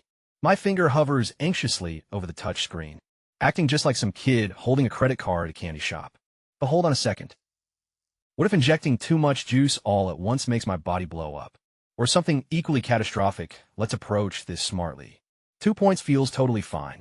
Pushing it to 5 points is still smooth sailing. 10 points feels pretty good. Hitting 20 points makes me windsoof. My physical frame swells up as if I'm being slightly pumped with air, while a stinging sensation spreads everywhere as I wait for the surge to stabilize. The moment it passes, I keep pushing forward, hitting 87, then 88 and 89, reaching 89.9 right before boom. A violent, invisible shockwave bursts outward from my physique, sending every single dead leaf scattered on the ground, blasting straight up into the air. A cinematic blur sweeps around me, moving in slow motion, just like I'm a main character on some martial arts movie poster. Which, to be totally honest with you, I low-key actually am. As the energy finally settles, I clench my fist tight. The power coursing through me is on a whole different level. My physical frame feels like it just got an instant upgrade, shifting from a rusty bike to a supercar, making me a quasi-warrior now. Closing my eyes, I just take a moment to savor the rush. This intense wave of raw, surging power is honestly super addictive. Then I dump every remaining point into chi and blood like a total boss. The final score rolls in 91.7. That's a massive 6.7 jump, scored in just one single evening. Normal folks grind for months just to see the kind of progress. Suddenly my phone buzzes. It's Song Fei calling from Thunder Rage Martial Hall. Yep, my part-time gig. My official title is sparring partner over there, which is really just a polite way of saying human punching bag. Clients pay the gym, and the gym drops 100 coins an hour into my pocket, just to stand there and take hits, while fully strapped in protective gear. It's dead-ass miserable work, leaving me heading home covered in bruises. Still, I made a promise to show up, and I always keep my word, even though I could probably fold every single person in that gym right now, like a cheap lawn chair on the way there. I casually walk past the outdoor training ground, the spot lined with heavy power testing machines, the exact place where I mentally scarred that poor security guard last night. So let me quickly check my new combat power real quick. I step up, win back, and unleash 9 thunderclaps of explosive force before glancing at the screen and walking away while nearby, inside his cramped little guard shack. Our favorite security guard has finally drifted off to sleep, enjoying his first early night's rest in days. He lies comfortably in bed, thinking to himself, no-shot lightning strikes the exact same spot twice. Yesterday was just a fluke, so tonight's gonna be totally peaceful. Boom, boom, boom, boom, boom, boom, boom, boom, boom. He launches off his mattress with such violent force that he literally smashes his head straight into the ceiling. Not again. He groans, hitting the deck and clutching his skull. Teeth clench tight while tears well up in his eyes. Suddenly pure rage takes over as he kicks his door wide open and angrily storms toward the training yard. Yet halfway across, his frantic pace slows down. Wait, what if it's that absolute menace from yesterday again? He vividly recalls the insane 1,850 combat power reading from before. Remembers how he nearly picked a fight with the powerhouse who caused it. And remembers just how close he came to getting his entire skeleton rearranged. Approaching cautiously, he finally reaches the machine, only to find nobody there, as the mystery striker has already vanished. A hit and run? What kind of psycho does that? Then his eyes lock onto the bright screen, showing a combat power of 2,023. His jaw drops, so low you could practically park an SUV inside it. He whips his head quickly to the left, then the right, and back to the left, making sure no one caught him talking trash earlier. Well, thank God they're already gone. They didn't hear me, he mutters, slapping himself across the face. Yesterday, he nearly threw hands with an 1,850 power prodigy. And tonight, he was about to track down a 2,023 power absolute monster. His big mouth is honestly going to get him killed one day. Under the pale glow of street lamps, another sharp self-inflicted slap echoes across his path back to the shabby shack. That sudden sound bounces fiercely against the stillness of the midnight air. Right there, a weird, unexplainable vibe of satisfaction washes right over me. Waiting just outside the entrance of Marshall Hall, Song Fei is pacing back and forth. Hurry up and move it, Suong. Let's hit the training pads together first. After that, a guest instructor is showing up to flex. Some C-tier spear technique that you can actually pick up too. A C-tier weapon skill. My eyes instantly light up with pure hype. Equipping a weapon multiplies any serious warrior's combat stats like crazy. Local martial artists heavily rely on high-grade alloy gear, spears, broadswords, and heavy halberds, with each weapon tied to its own ranked move set. Scoring a C-tier spear art would normally cost a literal fortune to unlock. Honestly, weapons were never on my radar before because I was completely broke. Things are different now, with 160,000 cash burning a hole in my pocket, plus a cheat code talent letting me absorb skills faster than normal kids learn how to tie their own laces. A spear, huh? I could definitely rock one of those. Following Song Fei inside, I'm already low-key daydreaming about how fast, unmatched through all eternity, is going to speedrun this entire spear curriculum. That poor instructor has zero clue what kind of monster is about to crash his demo session. Song Fei and I step directly into the massive training hall, a sprawling 200 square meter space bathed in fluorescent light. Mirrors line every wall so fighters can obsessively check their form. Around a dozen seasoned fighters are already hanging out, greeting Song Fei before dropping some heavy bad news on him. Bro, today is literally the final day. The teacher has already been showing up for 6 days straight. Song Fei's expression instantly shatters. I was out partying hard and completely blew off 6 days of C-tier spear drills. Groaning loudly, he starts pounding his own chest in deep regret. Before he can spiral too much, the other warriors hit him with a dose of reality. Don't stress too hard over it. The instructor, some stage 3 fighter named Zhongming, is only here because he's paying back a massive favor to the gym owner. Teaching isn't even his actual vibe. He just breezes in, runs through the basic forms a couple of times, explains nothing at all, and bounces. 6 whole days.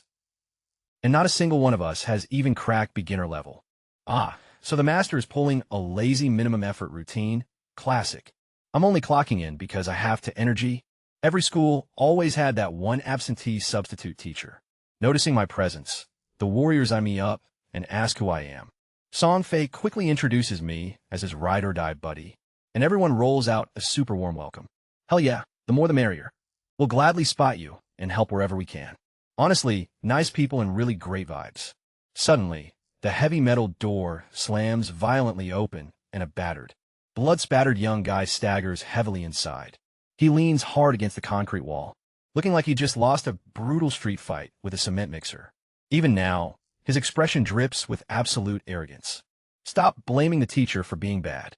Maybe all of you are just too dumb to actually learn anything.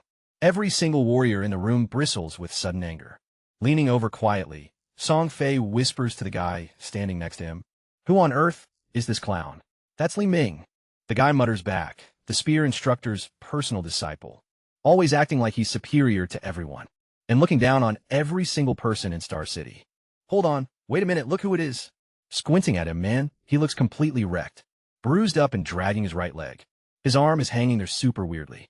Holy crap, that's literally the cocky martial artist I totally demolished down at the underground fighting ring barely 2 hours ago. It's the Thunder Fist guy who was trash-talking Star City nonstop. The exact same dude I hit so hard he knocked himself out cold on stage. And now here he is, strolling into the exact gym where I train, looking like an absolute punching bag. You gotta admit, the universe has a wickedly dark sense of humor. Naturally, he has no clue who I am right now. With his hoodie pulled low over my face, I'm just another random teenager chilling in the background shadows. Suddenly, one of the local fighters snaps right back at him. Big talk. From a guy who looks like a pack of wild dogs, just chewed him up. Li Ming's expression instantly darkens because that insult definitely struck a raw nerve. The exact same nerve I personally rearranged earlier tonight. He's dying to throw hands, but his battered body won't let him, so he just scoffs bitterly and hobbles upstairs to find his instructor. Up on the second floor, as I later find out, a seriously intense conversation is going down. Zhang Ming, their stage 3 master, is chewing Li Ming out for sneaking off to underground matches, instead of actually focusing on hunting down Star City school legends, which, as it turns out, is the primary reason they traveled all the way from Yang City in the first place. With a grimace, Li Ming finally confesses the whole humiliating truth. Some local student mastered 9 thunderclaps on the spot and completely knocked him out. Even worse, their other disciple, Li Yin, a stage 1 warrior, nearly got choked out by a regular student too. Hearing about 9 thunderclaps leaves Zhang Ming totally flabbergasted. After all, it took Li Ming 3 grueling months just to reach the proficient tier, even with dedicated guidance from Li Yin. Li Yin, who's supposedly the gifted one, needed less time, yet only managed to hit the subtle tier. Yet some random nobody student somehow achieved the legendary perfect level, swallowing down his initial shock. Zhang Ming attempts to console his battered pupil. Forget about that freak of nature and focus strictly on yourself. Grind hard and get strong on your own terms. We'll kick things off by wiping out Star City's supposed prodigies. Use those kids as absolute stepping stones to greatness. A fiery glint suddenly sparks back in Li Ming's eyes as he nods. Hell yeah, I'll level up big time, and one day track down that exact student to exact my sweet revenge. So, when are we actually storming these schools? Li Yin chimes in, suggesting the end of the month, once Li Ming is fully healed up. Wait, that exact time frame happens to coincide with Star City's monthly exams. A predatory grin spreads across Li Ming's face. That's absolute perfection, because all their top-tier geniuses will be gathered in one place. We'll roll up right on exam day and humiliate every single one of them. Which campus should we hit first? The absolute strongest one. Star City First High, my own alma mater. They're actually planning to march straight into my school on exam morning, just to pick a fight with our best fighters. Our school's supposed geniuses being Chun Chun and Lee, whose Thunder Fist skills are stuck at the basic beginner tier. Meanwhile, the guys coming after us have mastered it at the proficient and subtle levels. Under normal circumstances, this would be a total nightmare for Star City First High. Except for one tiny detail. Our school happens to house a secret weapon. A student whose Thunder Fist has reached the ultimate perfect stage, and who already put Li Ming in the dirt tonight. Too bad Holy Ming is still frantically hunting for. Unbeknownst to him, the dude is hanging out right downstairs in the exact same building, getting ready to steal his master's spear technique completely for free. Life can seriously be a vibe sometimes. Jiang Ming makes his way downstairs to drop the final spear lesson. His disciple just swore total vengeance against me. His other disciple is plotting an attack on my school, and I am about to master their teacher's secret. AC rank spear art straight from the legend himself. While totally clueless, that I'm the absolute beast who crushed his student. I'm living for this timeline right now. Upstairs, Li Ming and Li Yan are running their mouths, trash-talking every single warrior in the gym, totally oblivious that I can hear every word right through the floorboards. 6 whole days have passed, and not a single one of those absolute clowns has learned the spear technique. So tragic, but honestly, what did you expect? They are all 30-something-year-old. Nobodies with zero talent whatsoever. Their teacher, Zhang Ming, overhears the banter and just flashes a smirk. He completely agrees and couldn't care less about teaching us. He's strictly here to pay off an old favor. One more lesson, and he's out of here for good. Shuffling in 30 minutes late, Zhang Ming strides into the training room, clutching a standard regulation spear. What are you all just sitting around for? Grab your spears, bro. You're the one who rolled in late. And now you're out here yelling at us. Swallowing down their annoyance, everyone scrambles to grab a weapon. I pick up a spear and slip quietly into the back row. Today is the final day of the Raging Sea Spear art. I am going to demonstrate it 3 times.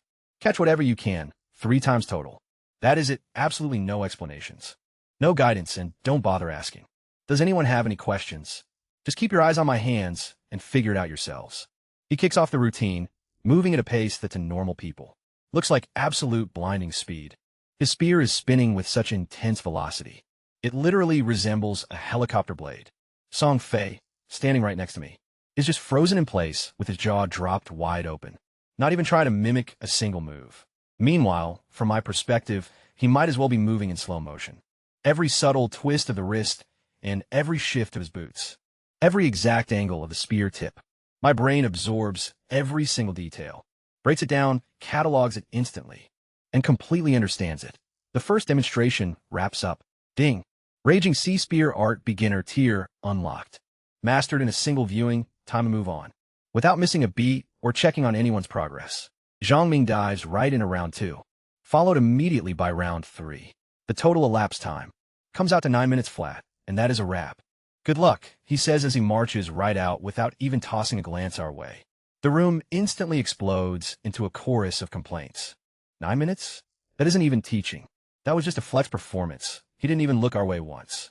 I have been showing up for 7 days straight, and I still can't pull off the opening stance. Song Fei is practically on the verge of tears. His spear was whizzing around like a crazy pinwheel. How on earth am I supposed to copy that madness? He turns to me, seeking some validation. Right, Swang? Totalement impossible? Yeah. There's literally no way ordinary folks can pick that up. Giving a sympathetic nod, I flick my eyes toward my floating screen. Raging Sea Spear Art. Subtle. 3 viewings logged. Straight to subtle tier. Just a quick grind away from maxing it out to perfect. Yet I still drop the line about regular people failing to master it. Let's be real. I stand by that because I'm definitely not basic anymore. Someone suddenly throws out the idea of a group training session, pooling whatever tricks everyone managed to snag over the week. Trading pointers sounds like an absolute W. A friendly middle-aged dude gestures for me to step closer. Get over here, kid. I know it's your first day on a grind, but I'll take it easy and walk you through the fundamentals. He's genuinely trying to be a good sport here, tucking in his speed and easing up his form, nerfing his own chi and blood output, so things stay fair for a total rookie. He lunges forward, driving his spear straight at me. My reflexes just kick in on pure autopilot. A single flick of my polearm, clang. His weapon gets violently knocked out of his grip and clatters hard against the stone floor. We both just stand there staring at it in shock, like yikes. My bad. Uncle totally didn't mean to flex. He's just standing there empty-handed, sporting the most baffled look I've ever witnessed on a living human face. Have you actually studied spear techniques before this? Nah, literally my first time touching one. Then you're telling me you picked up the Raging Sea Spear Art in just 9 minutes purely by watching? He starts stammering like, wait bro, seriously? There's no shot you've already hit the beginner stage, right? Right. All the surrounding warriors catch wind of the commotion and swamp the area. The uncle starts spilling what just went down. Are you kidding me? We grinded for 7 full days. And this kid speedran it in 9 minutes? He literally disarmed the guy in one single move. Then someone pipes up from the crowd. Hey, handsome. Step up and spar with me next. Me too, pick me. I want a front row seat to learn from your gameplay. Out of nowhere, I'm suddenly the main character of the room. A dozen eager fighters are lining up to trade blows with me. Song Fei is just standing in the back looking like a lost puppy. Since when did Su Hong turn into an absolute prodigy? The guy was totally mid just a minute ago. Meanwhile, My system starts going crazy in the background. Ding, ding, ding, nonstop rhythm. Martial Dow points +5, +5, +5. Keep rolling them in. Every single spar I lock down drops sweet rewards. And these wonderfully enthusiastic, hyper-friendly warriors are literally queuing up to hand them to me on a silver platter. One at a time, guys, don't rush. Plenty to go around. I'm exerting maximum willpower to keep a straight face here. These poor souls think they're scoring a free training session, when in reality, they're operating as my custom Martial Dow point ATMs. Honestly, I love this gym. The vibes are immaculate. Everybody needs to pull up here. 5 stars, would definitely recommend to a friend. Ding +3. Ding +6. Ding +5. Ding +0.3. At this point, my head sounds like a cash register booming during a Black Friday doorbuster sale. Match after match, W after W, points just flooding in. All a dozen warriors are checked by me one by one. When I loop back around to give that friendly uncle another shot, nothing comes up and 0 points are awarded. Ugh. The system only allows 1 payout per person per session. Got it, but still. In just that brief window, 35 Martial Dow points were racked up. The Stage 1 warriors coughed up the biggest amounts, while the quasi-warriors handed over less than before. Though, now that I have personally crossed the quasi-warrior threshold myself, beating them does not hit the system the same way anymore. Evidently, my cheat code suffers from diminishing returns, tied directly to relative strength.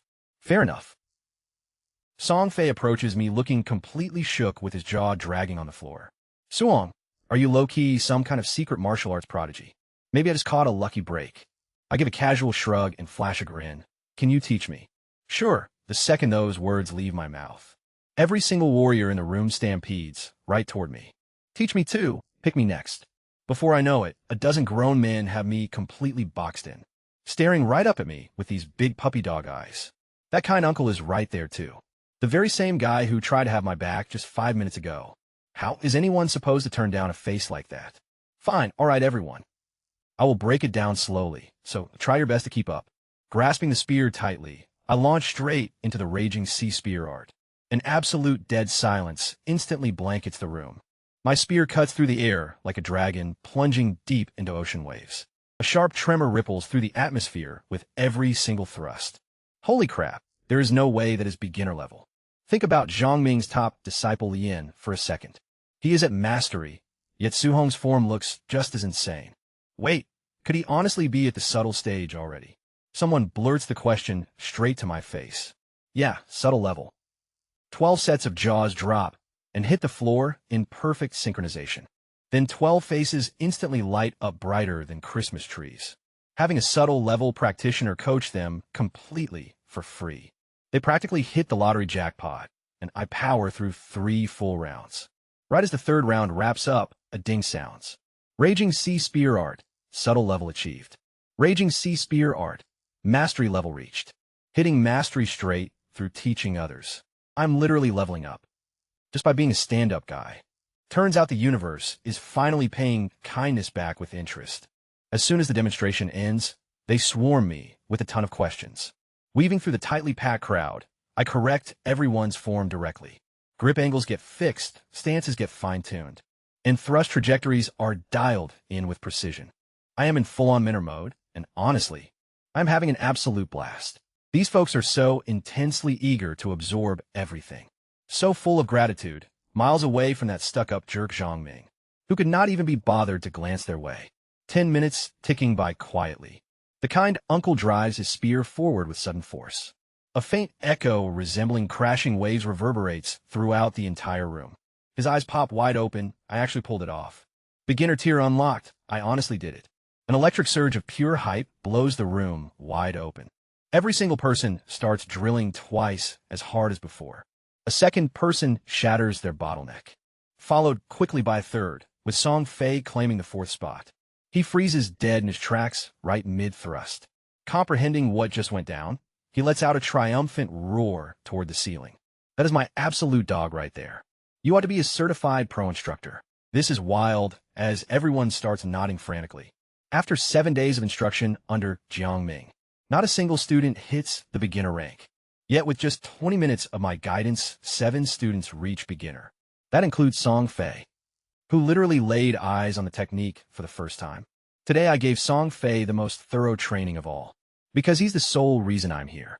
He didn't even have to invite me out to learn spear arts. That was pure, unmatched generosity on his part. So I'm paying back his kindness in full measure. My job is officially done once he hits beginner. Setting the spear down, I start heading toward the exit. Hold on, wait a second. The warriors quickly block my path, as they start aggressively shoving cash into my hands. Kid, you gotta take this money. What you managed to teach us in 20 minutes is easily worth more than a whole month of classes. Please take mine as well. My attempts at refusing fall flat. They literally refuse to let me leave without taking it. The final count hits 50,000 blue star coins, all gathered as tips for a mere 20 minutes of spear tutoring. Suong, this still isn't even enough. Your incredible teaching is worth way more than this. Tonight's total earnings sit at 160,000 from fighting, plus 50,000 from teaching, bringing a grand total of 210,000 blue star coins. I started off this evening as a broke kid who couldn't even afford a 30,000 registration fee. Yet I'm walking away with 7 times that amount in a single night. Murmurs echo behind me as I walk out the door. That kid is operating on a whole other level beyond a genius. Can we hire him to come back here? Song Fei shakes his head slowly and tells them, guys, someone who can master a C rank technique up to the subtle level in under an hour. That kind of insane talent isn't going to hang around. Our modest little gym, we were just lucky to get one session. Smart man Song Fei is what they all nod and agree on, sadly. Song Fei. I'm barely past the threshold when the door slams open behind me, revealing Lien Jiangming's other disciple, the stage 1 warrior storming in with ice dripping from his voice. Are you guys back to talking behind my teacher's back again? He spent 7 full days teaching you. 7 full days, and not even a single one of you reached beginner. Your natural talent is complete garbage. Yet you still have the nerve to complain about his flawless teaching. Oh man, buddy. 7 of these guys just hit beginner in only 20 minutes. Under my instruction, your dear teachers. Entire week of lessons. Got totally outperformed by a teenager with a bull mask. Stashed in his backpack, but I'm already long gone. So someone else is going to have to break that news to him. I was already gone by the time the chaos started. Though Song Fei fill me in on everything the very next day.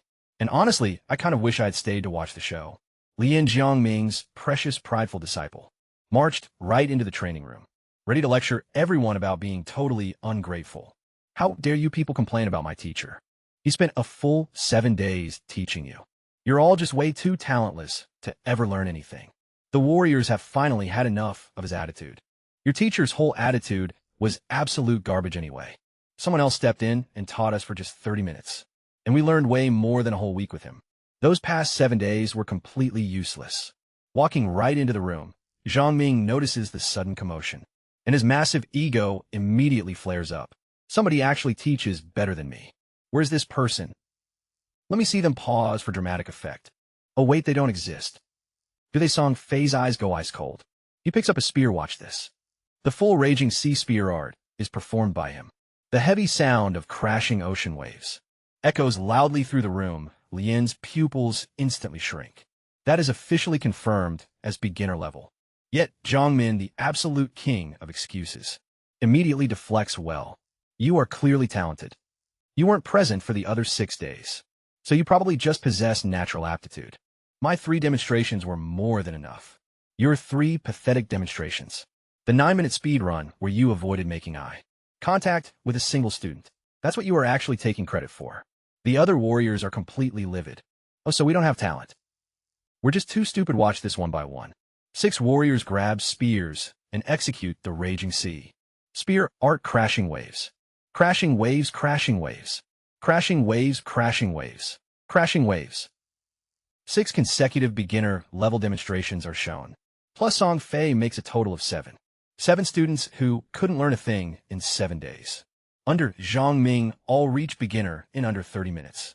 Under me right. Ming and Lien are just standing there frozen, looking like someone just slapped them with a fish. Song Fei decides to twist the knife further. And just so you know, the person who taught us. He's a quasi-warrior and a high school student who never touched a spear before tonight. He watched your 3 lazy demonstrations, reached subtle level right on the spot, and then taught all 7 of us to beginner level. In half an hour, that's impossible. Zhang Ming barks out song. Fei refuses to argue back and simply performs the spear art once more. Ocean sounds fill the room again. Jiang Ming's mouth begins to twitch. He has nothing left since the evidence is right in front of him. 7 students equaling 7 undeniable proofs. His mouth opens and closes like a dying fish out of water. Song Fei and the warriors give him one collective cold look before walking out. Zhang Ming stands rooted in place for a long time. A quasi-warrior who never held a spear reaching subtle level in 1 hour. What kind of absolute monster is living in this city? Lian desperately tries to cope. They are probably just exaggerating, teacher. Yet you can clearly see the panic in his eyes. The guy who took 2 whole days to reach beginner and was called a genius for it just heard that someone else achieved it in minutes. His entire self-image is low-key recalibrating in real time. Zhang Ming pathetically pats his shoulder. Don't worry about it all. They're definitely lying about reaching subtle in 30 minutes. Not even the elite prodigies down from the imperial capital could pull that off. He must have grinded spear arts in secret for years, without anyone having a clue. When you step up to challenge the Star City School geniuses during the monthly exams, your mastery-level spear techniques are going to utterly dominate everyone. Literally nobody in this entire city can touch you. Keep dreaming, Jiang Ming. Keep telling yourself that nonsense. Your precious student Li Ming already crossed paths with me tonight and is currently upstairs dealing with some majorly shattered bones. Go ahead and dispatch your other guy to my school too, though. I'll be waiting right here, sitting pretty. Quiet, empty streets surround me as I walk home, with a backpack practically stuffed to the brim with cash. Back this morning, scraping together $30,000 for a registration fee was impossible. Now I'm casually hauling 7 times that amount in a beat-up school bag, acting low-key like a very responsible drug dealer. Rent is finally paid, registration is sorted out, tuition is taken care of, and the medication is covered too, though it's way past just about money now. This broken world has terrifying alien races watching from beyond the sky, just waiting for humanity to slip up even a little bit.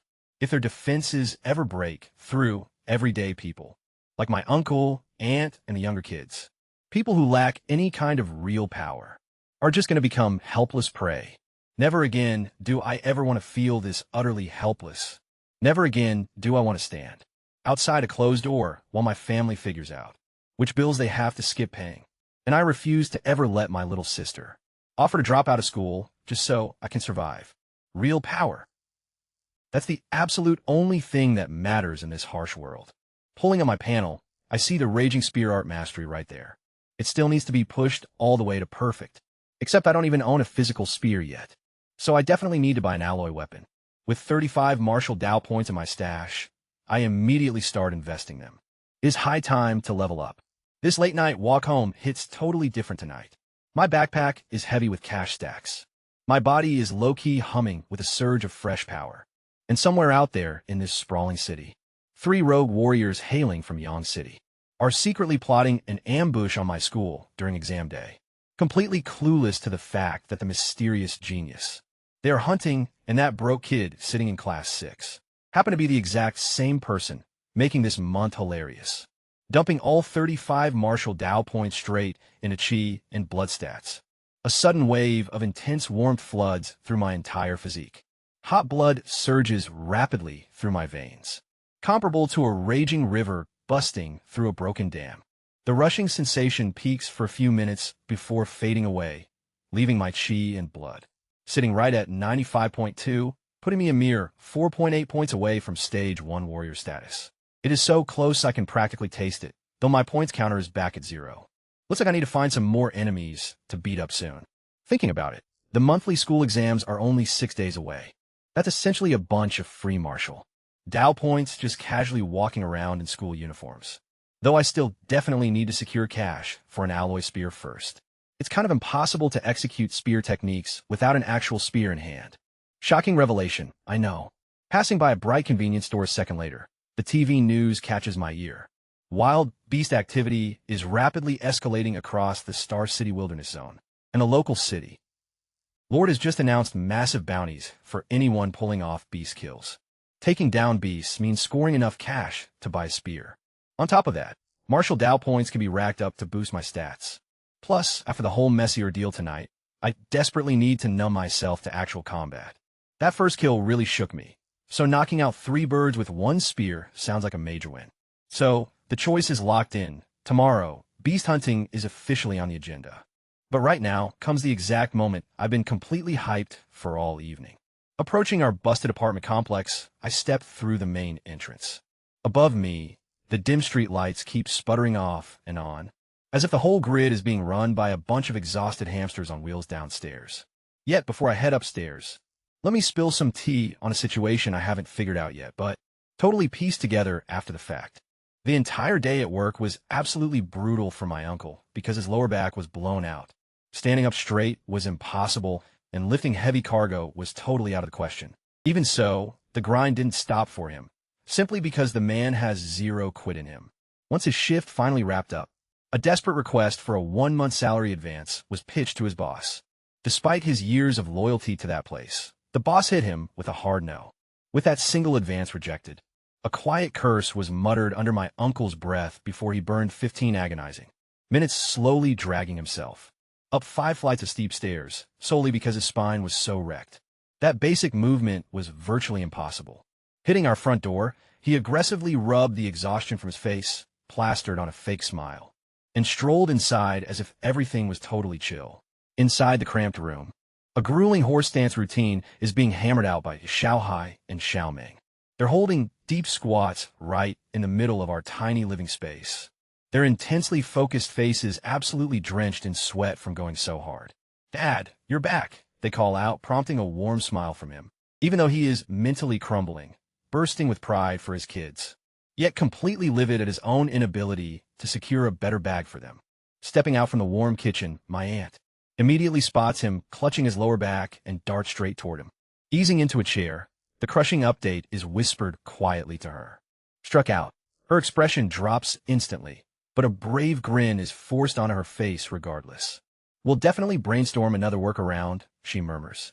Her pivot to grab his pain relief patches is abruptly cut short by the metallic click of my key turning in the lock, causing my uncle to snatch her sleeve. Giving a sharp head shake, he mouths, "Keep the meds hidden from the kids, or they'll start stressing."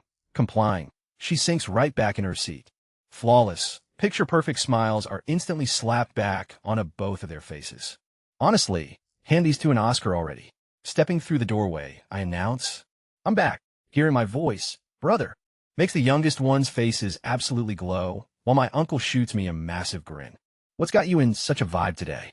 A smile that huge hasn't been seen on your face in a hot minute. "Don't even try to tell me you finally leveled up to a quasi-warrior," he chuckles, purely joking around. Cultivating chi and blood is insanely difficult, and he knows that firsthand. With a trio of kids, all actively grinding in martial arts training, the realistic progression timeline is burned into his brain. Throwing on my most exaggerated, wide-eyed expression, I reply, "Uncle, how in the world did you guess that quasi-warrior status was just achieved?" Pin drop silence instantly claims the room. My uncle turns to stone, my aunt completely paralyzes, and Xiaohai and Xiaoming are literally caught suspended mid-squat, before simultaneously tumbling backward onto the hardwood floor. "Oof!" they groan, hastily scrambling back to their feet while massaging their bruised tailbones. "Bro, you're capping, right?" Meeting the gaze of all 4, I let out a grin and give a firm nod. "It's 100% legit. The quasi-warrior title is officially mine." "Bro, you're an absolute beast," they shout as a double tackle hug hits me hard. Pure, unadulterated joy is radiating from my aunt and uncle's faces, flashing completely genuine smiles this time. Yet a dark cloud lingers in my uncle's eyes. Beneath that happy exterior, some heavy math is being frantically crunched by his brain. Word had reached him through the grapevine at work today that securing a spot in the martial arts exam demands a steep 30,000 credit fee. With a deadline dropping in just 1 week, a detail I had intentionally kept from the family. A desperate plan to grovel before his boss again tomorrow is already forming in his head, seeking mercy from the exact same dude who coldly shut him down hours ago, willingly throwing away his pride to get humiliated a second time. Just for my sake? Yeah, hard pass on that. All right, everyone, huddle up at the table. With a mysterious grin playing on my lips, I gesture for them to come closer. "What is it now, Uncle?" he chuckles, shaking his head. "Just another surprise." "Oh yeah, As I unzip my worn-out school backpack, flipping it completely upside down, I begin to pour. Thick bundles of cash, stack after stack, come tumbling out relentlessly, one after another, spilling onto the worn dinner table like an absolute money waterfall. 210,000 blue star coins, leaving Uncle's jaw dropping open and Aunt's hands flying straight to her face. Xiao Hai's eyes widen into massive dinner plates, while Xiao Ming forgets to breathe as the entire table gets buried in cold hard cash. It is the worth of my entire backpack, amounting to more money than this household has ever laid eyes on in one single place throughout their lives. It surpasses what Uncle brings home, over a full year of breaking his back, hauling heavy cargo for strangers, and their 18-year-old nephew casually dumps it all out of a school bag like it was just some everyday homework assignment. Absolute silence fills the room as nobody dares to move or speak, with everyone standing frozen around the money-covered table, as if someone literally hit the pause button on the entire universe. This exact moment, these faces and this family represent why I pushed through everything tonight. Forget the system, forget the battles, and forget the glory. 21 million, wait, no, 210,000 blue star coins sit scattered across the dinner table, spilled from my school backpack, turned upside down like a piñata full of cash, in front of 4 completely paralyzed brains. Wait, no, let me rephrase that. These folks are shook to their core. Wait, no, let me check the exact text mapping for SRT timing alignment, keeping strict literal alignment without adding out-of-sync timestamps. Let's use clean modern phrasing for block 29. Correction for block 29 mapping, exact words. Before 4 completely frozen brains. Let's rewrite block 29 natively. Resting right before 4 completely fried minds. Breaking the tense quiet, Uncle speaks first with a shaky voice. Xiaohong, where on earth did this cash come from? While his wide eyes scream out the silent plea. Please tell me you didn't just pull off a bank heist. Xiao Hai, and Xiao Ming are all locked in, staring straight at me with that exact same terrified question written across their faces. Time to deploy a strategic little white lie. Relax, Uncle, I broke through to Quasi-Warrior, and the principal was so blown away that he hooked me up with a special scholarship.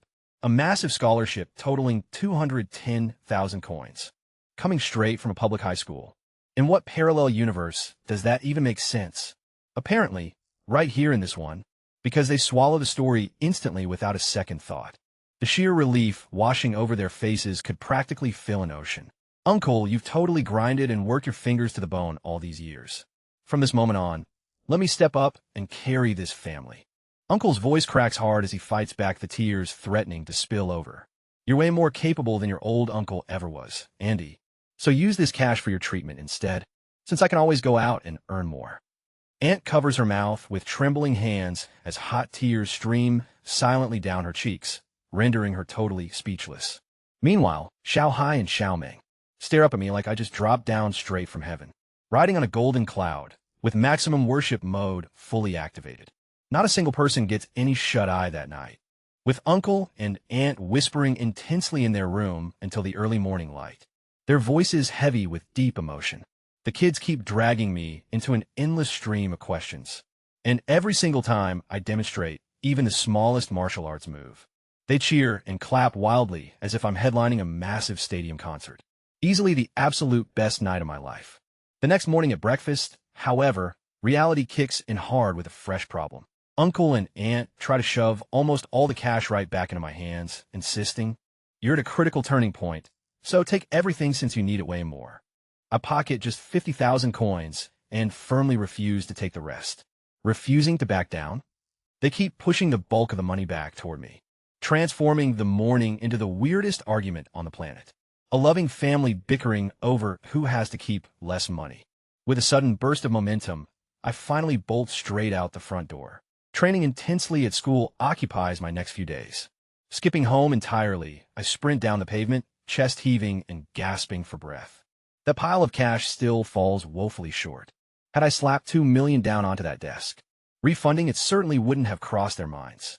Diving headfirst into beast hunting provides the ultimate, straightforward solution. Hailing a cab whisks me straight toward the untamed wilderness beyond Star City. Sitting 10 kilometers out lies a heavily fortified warrior base.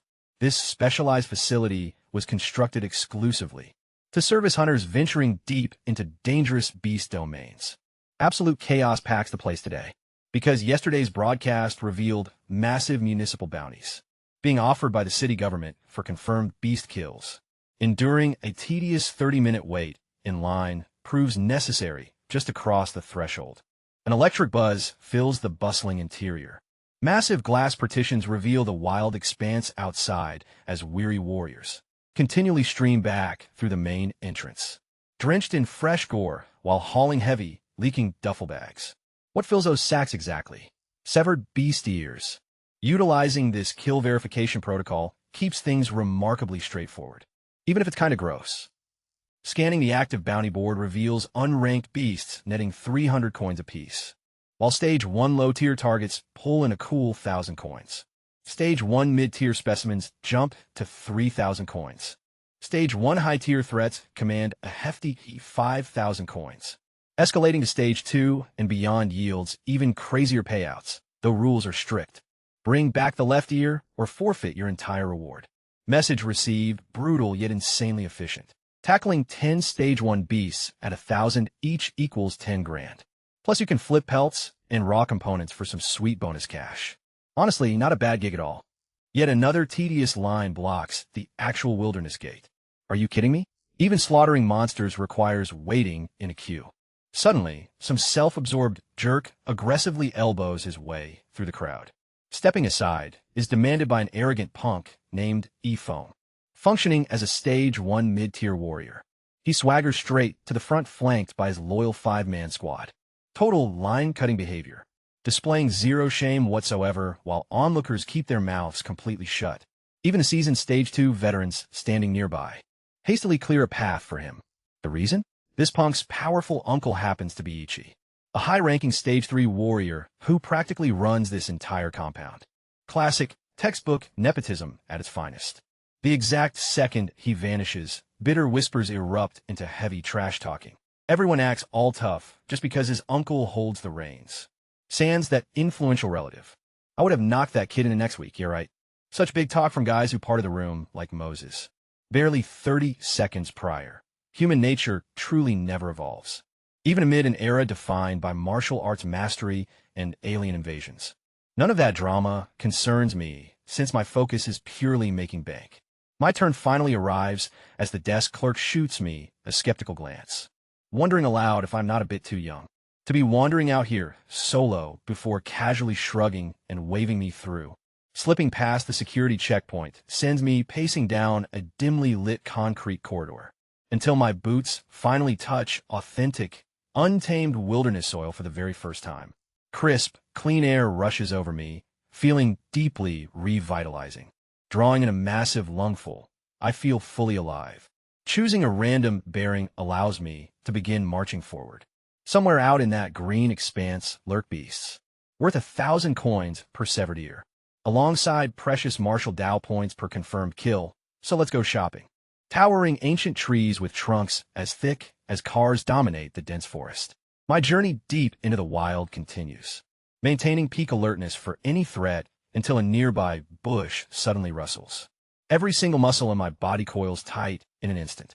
Stepping out from the foliage is not a vicious beast, but simply another human being, equipped with a heavy backpack, a sharp sword, and a deeply bewildered expression. This keeps happening. I've been walking for 20 minutes. And I've seen 0 monsters and 12 humans the outer. Zone has been picked cleaner than a Thanksgiving turkey. Gotta go deeper. I crouch launch myself horizontal. And boom, sky step off the air like a human missile. I'm flying through the forest at ridiculous speed, bouncing off the atmosphere every few dozen meters. Superman wishes he looked this cool. 10 minutes of air dashing later, I finally encounter my first beast, a 2-meter-long wolf, with fangs curved like crescent moons. Glowing green eyes drooling. Stage 1 low-tier beast shadow moonwolf. School actually taught us beast identification. Finally a class that pays off the wolf locks onto me. Scans my chi and blood, and its eyes light up with joy. It thinks I'm the weakest. Warrior it's encountered today, oh buddy. You picked the wrong lunch-a-well. It lunges straight for my throat, jaws wide open. Full commitment, my body moves before my brain does. I duck under the wolf, slide right beneath its belly, and throw a punch upward. Boom, boom, boom, boom, boom, boom, boom, boom, boom. 9 thunderclaps, perfect thunder fist. Directly into its stomach. I blow a hole clean through the wolf. Front to back, you can see daylight through it drops. Dead before it hits the ground, I exhale. My hands are trembling not from fear, but from the thrill. This life or death combat thing is kind of addictive. Then I smell the wolf's drool on me. Oh God, that's disgusting.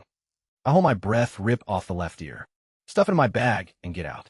Walking away, I analyze what just happened. That duck and punch combo was completely instinctive. Zero hesitation, like my body. Already knew the answer before the question was asked. In my old fights at the underground ring, I was so much stronger than everyone that I never noticed this. But now in real combat with a creature trying to eat me, my unmatched through all eternity. Talent doesn't just boost learning speed. It maxes out combat instincts too. My body reads attacks and responds on autopilot. Let's test this more.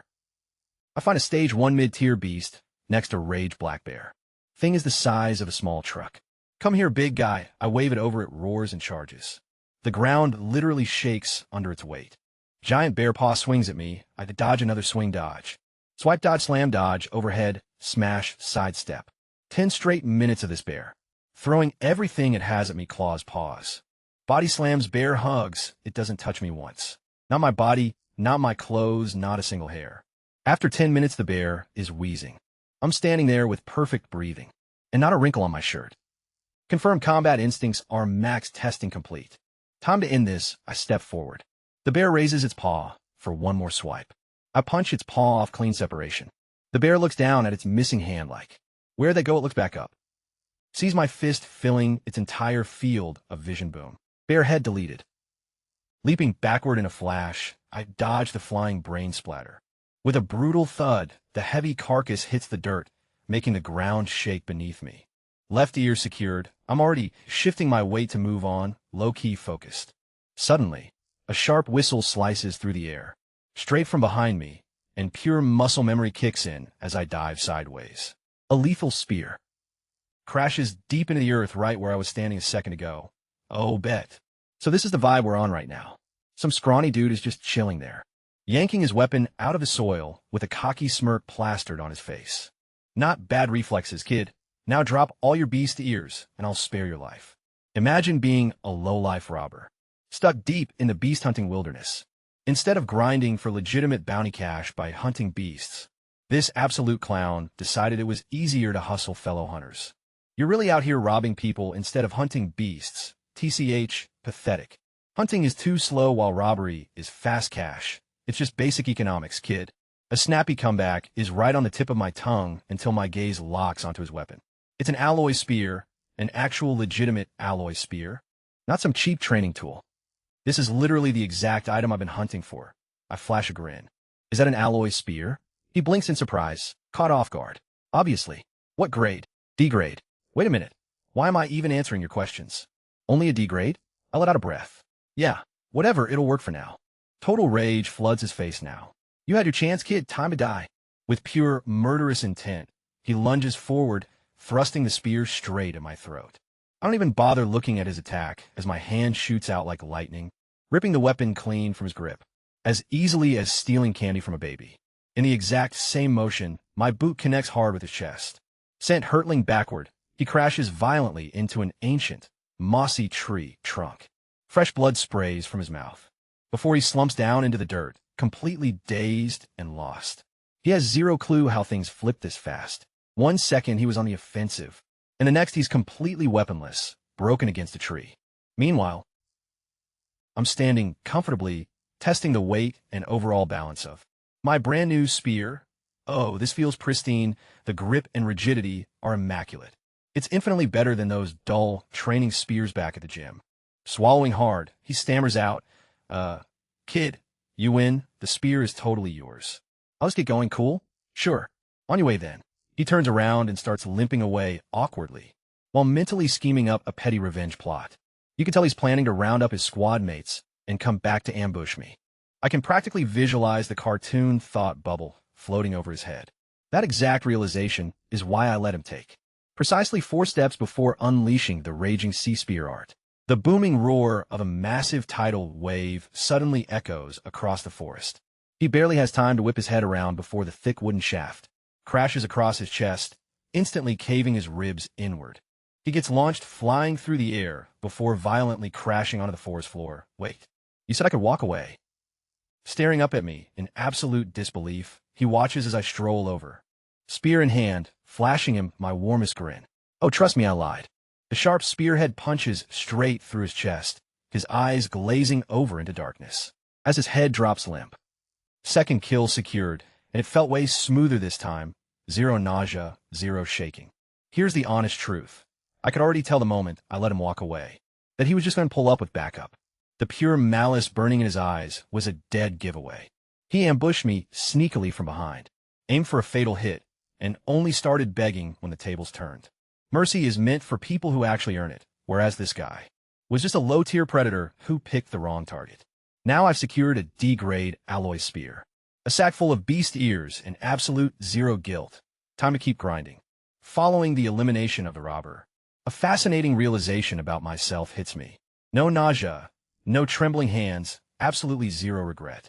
My physique has officially logged, taking out baddies as just another Tuesday grind. Character development speedrun completed successfully. Glancing through his backpack, over 20 beast ears are already in there.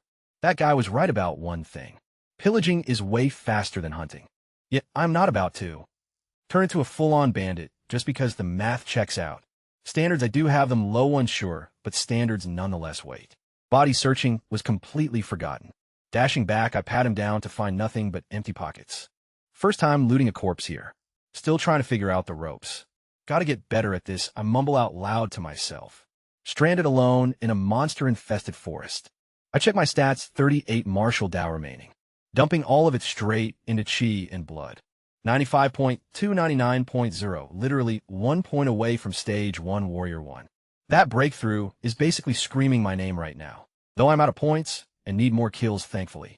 Surrounded by a forest, full of things trying to eat me, while holding a fresh D-grade alloy spear, courtesy of a very giving dead guy. Let's put this bad boy to the test. That evening I tracked down a cave, blocking the entrance with a massive boulder like a paranoid caveman before getting a fire going. Points 32. Plenty enough as I pour everything into chi and blood. 99, 100, 101, 102.2. My whole body begins to shatter and surge. Blood roaring through my veins like an absolute tsunami. Every single muscle swells up until my sleeves rip apart. My arms looking like they belong on a massive bodybuilder who somehow ate another bodybuilder.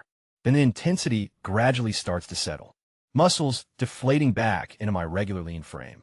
Stage 1 warrior achieved, clenching my fist the raw power. Coursing through me exists on a totally different planet compared to before this high of. Getting stronger is something I could never get tired of. Then looking down I realize my shirt is completely fried. Sitting all alone in a dark cave shirtless, with shredded fabric dangling off me like a budget Hulk. Awkward.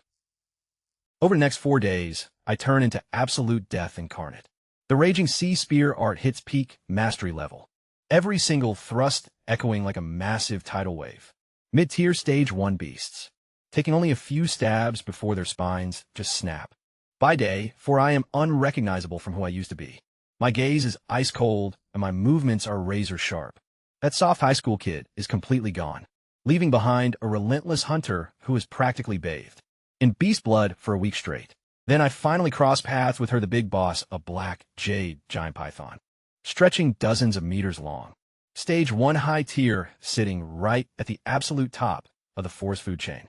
Easily the most dangerous thing I have faced yet as it flicks its colossal tail at me in passing. The sheer impact clips a boulder, causing it to split right down the middle. Yet taking that hit head-on is a hard pass. Launching myself into the air using Sky Step, I drop down right in front of its massive face and drive my spear straight through its left eye socket. The python goes completely ballistic, whipping its tail around blindly.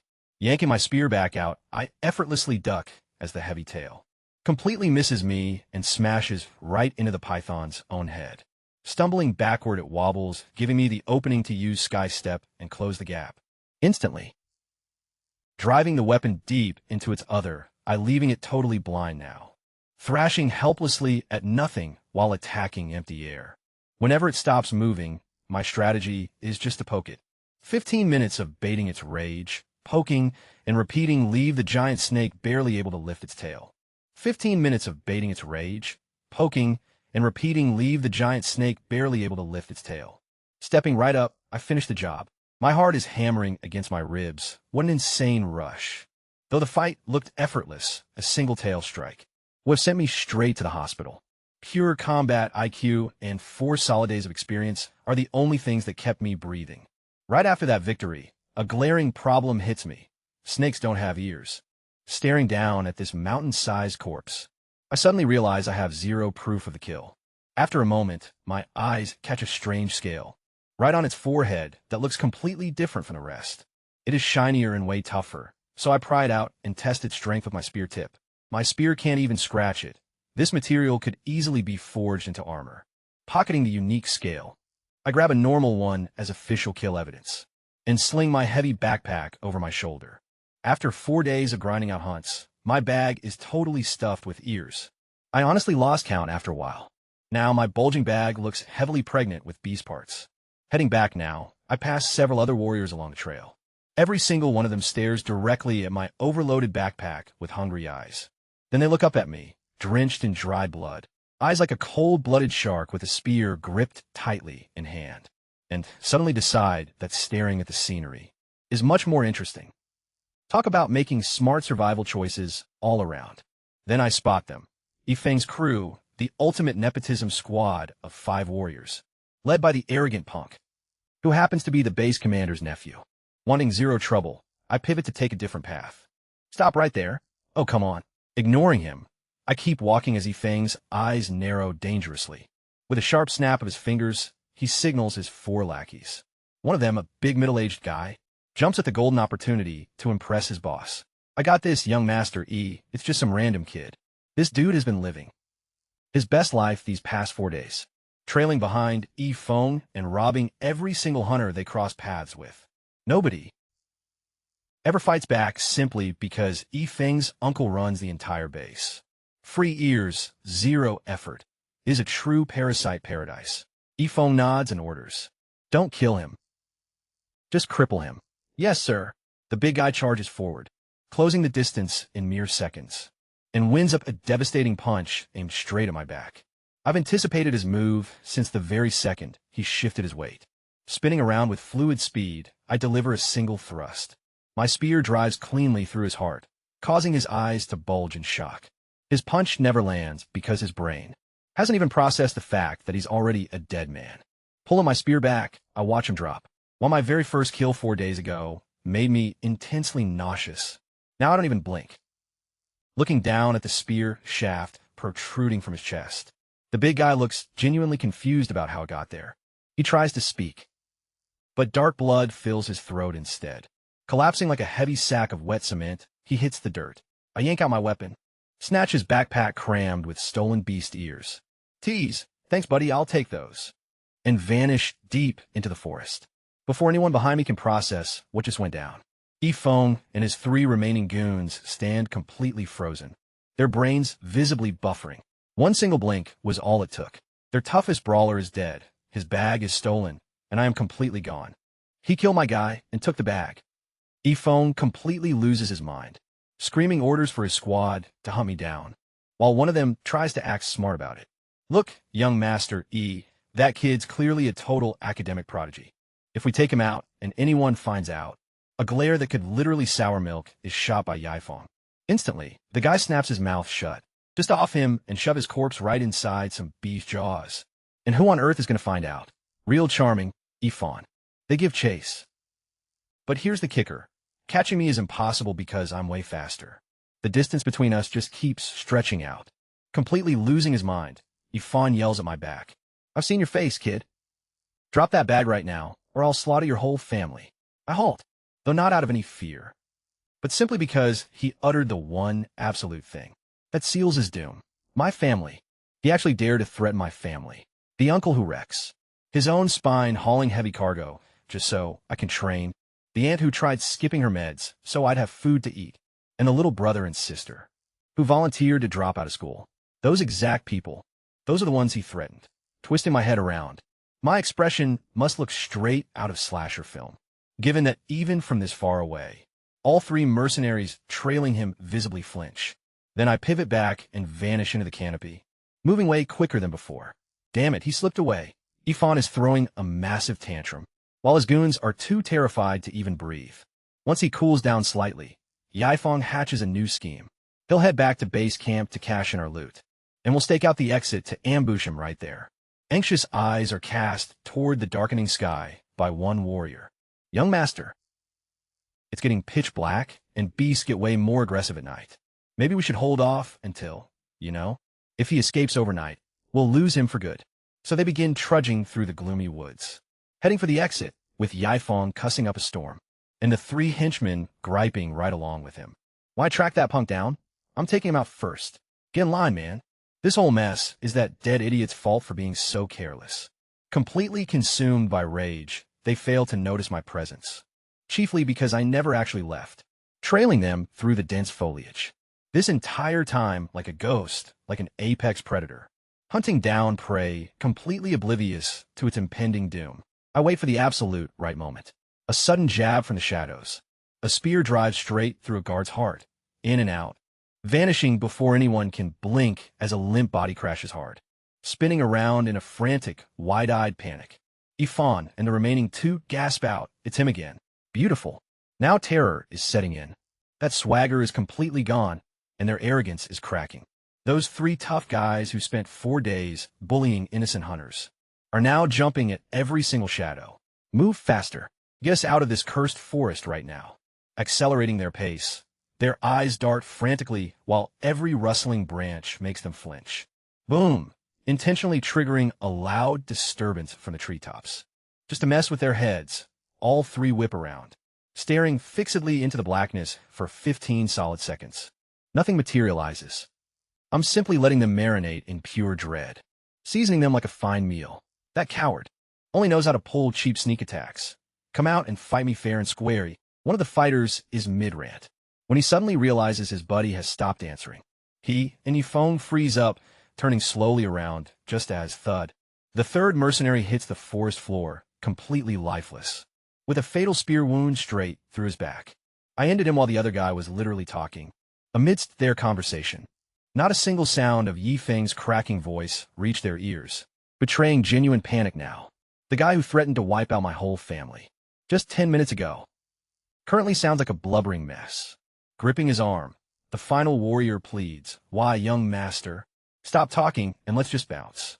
Silence fell as they booked it, charging about 20 paces, before catching sight of me blocking their direct route. My spear rested casually on my shoulder as I stood completely frozen, waiting. A strange wave of relief actually washes over Yifeng first. There was no more hide and seek. Standing right there in plain sight as a clear target, visibility was something he could actually deal with. Finally stopped sneaking around like a total coward. Locking eyes with me, as well, the last warrior, made sure I wouldn't vanish into thin air again. Staring back at both of them through the dark canopy and moonlight, my gaze was pure ice. Just 2 of you left, so we're officially done with the sneak attacks. Bursting into a furious, desperate laugh, Yifeng screamed, "Who do you think you are?" and charged forward, with the last lackey trailing behind poor, clueless Yifeng. For warriors couldn't even stop me. So what made you think 2 would pull it off? The stealth tactics weren't born out of necessity. They were entirely designed to let you experience the thrill of being hunted. Now that you've gotten a taste of it, we've officially reached the part where I stopped messing around. Lunging at me together, Yifeng and his final lackey teamed up. How adorable, a tag team effort. Meeting Yifeng dead on. Our spears clashed once, and sent him stumbling backward with wide eyes. He was a Stage 1 high-tier cultivator, whereas I was technically just a fresh Stage 1 warrior. Yet I just shoved him back, while he struggled to recover. I pivoted toward the lackey. 3 seconds of spear work later, he was done for. Flicking the fresh blood off my spear tip, droplets splattered against the dirt like a period at the end of a sentence. Looking around in sheer disbelief, Yifeng realized his 5-man squad had been reduced to just him, stuck alone in a dark forest. Facing me. "Your turn," I muttered, pacing toward him with my spear ready. Convinced he had already won, he flashed a grin and aimed his finger at me. Not like a rude gesture, but mimicking a gun as a beam of hyper-compressed chi energy rocketed from his fingertips straight for my chest. dodging it by a mere inch. I watched the beam obliterate a tree behind me and snap it right in half. Okay, that was a plot twist. A B-rank technique known as the void-piercing finger. His stage? 3 Uncle must have handed it down as a farewell present, even at a beginner level. B-rank moves packed the punch of an artillery cannon. No wonder he felt so confident, shaking everyone down. Most wilderness hunters only relied on low-rank techniques, making this finger beam vastly superior to anything they possessed. He started spamming projectile after projectile relentlessly, leaving me dodging, weaving, and ducking without an opening to close the gap. You're nothing but a mud-legged peasant playing at being a genius. And I'm crushing you. He taunted. Yeah, sure, keep blasting away, foam. Keep demonstrating the exact mechanics of that technique. Every single angle, movement, an intricate detail of how you channel that energy. Straight through your fingertip. Please, take all the time you need while I take notes. After a few minutes of this barrage, E-Foam fired another shot, to which I intentionally reacted sluggishly as if about to take a direct hit. A triumphant grin flashed across his face right before I dropped my spear and raised my own finger. And straight back at him goes a matching beam of my own. Midair collision triggers a massive explosion between us. Yifeng's cocky smirk instantly vanishes. He fires again, but I throw right back a flawless copy. Same exact technique. Energy matches his beam for beam, and then it hits him, as I'm blasting his own move right back in his face. My brain's working overtime, breaking it down like a test, solving every variable live until reality catches up to him and he screams out the most terrified thing he has ever uttered. Did you seriously just pick this up on the fly? Yup, Yifeng. While you were busy trying to wipe me out, I was taking notes. That B-rank move of yours took a whole month to learn from a stage 3 warrior. I mastered it in just a few minutes. Dead ass in the middle of dodging your attacks. They call it unmatched through all eternity. Turns out it's more than just a sick name, and his hands are shaking. Anger is totally gone, replaced by pure panic. He finally realizes he's up against an absolute freak. He starts backing off while still firing wildly, desperate to put some distance toward the forest exit. Then I point my finger forward, and the beam unleashed is on a hole. Other level compared to his weak shots. It rips through his defense like wet tissue paper, and pierces straight through his thigh, dropping him face first. Proficient level, and he looks up at me like I'm a demon, wearing a teenager's flesh, which, honestly, might not even be far off by now. He just watched me steal his technique, and totally flex on him with it in the same fight. All his hard training of a month. Got completely diffed by my 5 minutes of multitasking, bro. If you finish me, my uncle won't. I blast his other leg. Please, I'll hand over the entire technique manual. It's right here on me. You're so insanely gifted. I'd never cross you again, I swear. I tilt my head slightly. If I take you down, I get the manual anyway. His jaw drops as he tries one last desperate play, but 3 beams hit his forehead and heart, ending it with 0 hesitation. This guy chose to threaten my family, so his sentence was sealed the second. Those words left his dirty mouth. Everything after that was just carrying it out. I rifle through his gear with smooth, professional efficiency, totally lacking the awkward, clumsy fumbling I had just a few days ago. My loot skills have leveled up right along with everything else. Tucked inside his pocket is the void-piercing finger manual, a genuine B-rank treasure, absolute gold. Sure, I already got it to proficient just by watching him, but having the physical manual means I can study it right and grind it to perfect much faster. Winging it by observation has limits, even for me. Having the actual source code is always a massive cheat code. Then I turn my gaze toward the backpacks. All 5 of them crammed full of beast ears, harvested from days of shaking down every hunter they crossed. Piles of loot in 5 fat bags of stolen goods that now belong to yours truly. I originally came out to this forest to hunt beasts. Instead, I walked away with a free alloy spear, a B-rank technique guide, 5 packs of monster loot, a mountain of martial Dao points, and a totally clear conscience.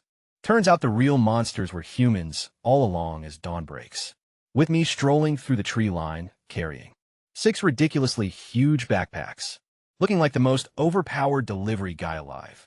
Out of nowhere, a furious black bear lunges at me, but I simply flick my finger. One snap, and the beam fires. It tears straight through the beast's heart like a hot knife cutting through butter. Boom! Void-piercing finger mastery unlocked, maxing out the void-piercing finger instantly. A flawless B-rank technique mastered in just a single night. While trudging through a dark forest, dragging 6 bags of ears behind me, I've been grinding this crazy skill non-stop ever since I dropped Ifan. Now hitting peak level. This energy beam is absolute beef, thick as an entire arm. It triggers instantly. 0 charge up, 0 warning, you just point and delete. Catching sight of the base ahead, I pause for a second to think things through. That base is run by Ifan's uncle, a terrifying stage 3 warrior. If he happens to find this void-piercing finger manual on my body, he'll instantly piece together what went down with his nephew. Pulling out the manual, I stare at it before setting it ablaze. Man, that hurts to watch. That's a B-rank technique manual worth an absolute bag. Still, since I've already maxed out the level, keeping the physical manual is just playing with fire. It's straight up incriminating evidence. Peace out, gorgeous book.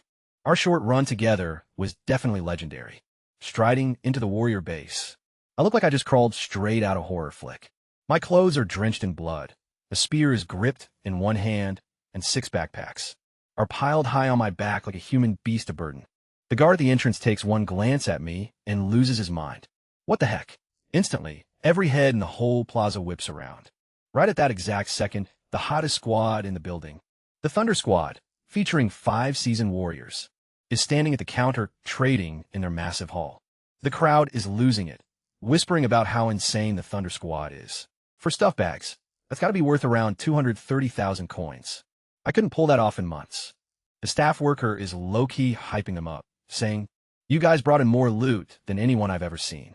Basking in all the glory, the Thunder Squad puffs out their chests with massive grins until I walk in looking like a blood-soaked teenager, with 6 dripping bags, making the entire plaza fall dead silent.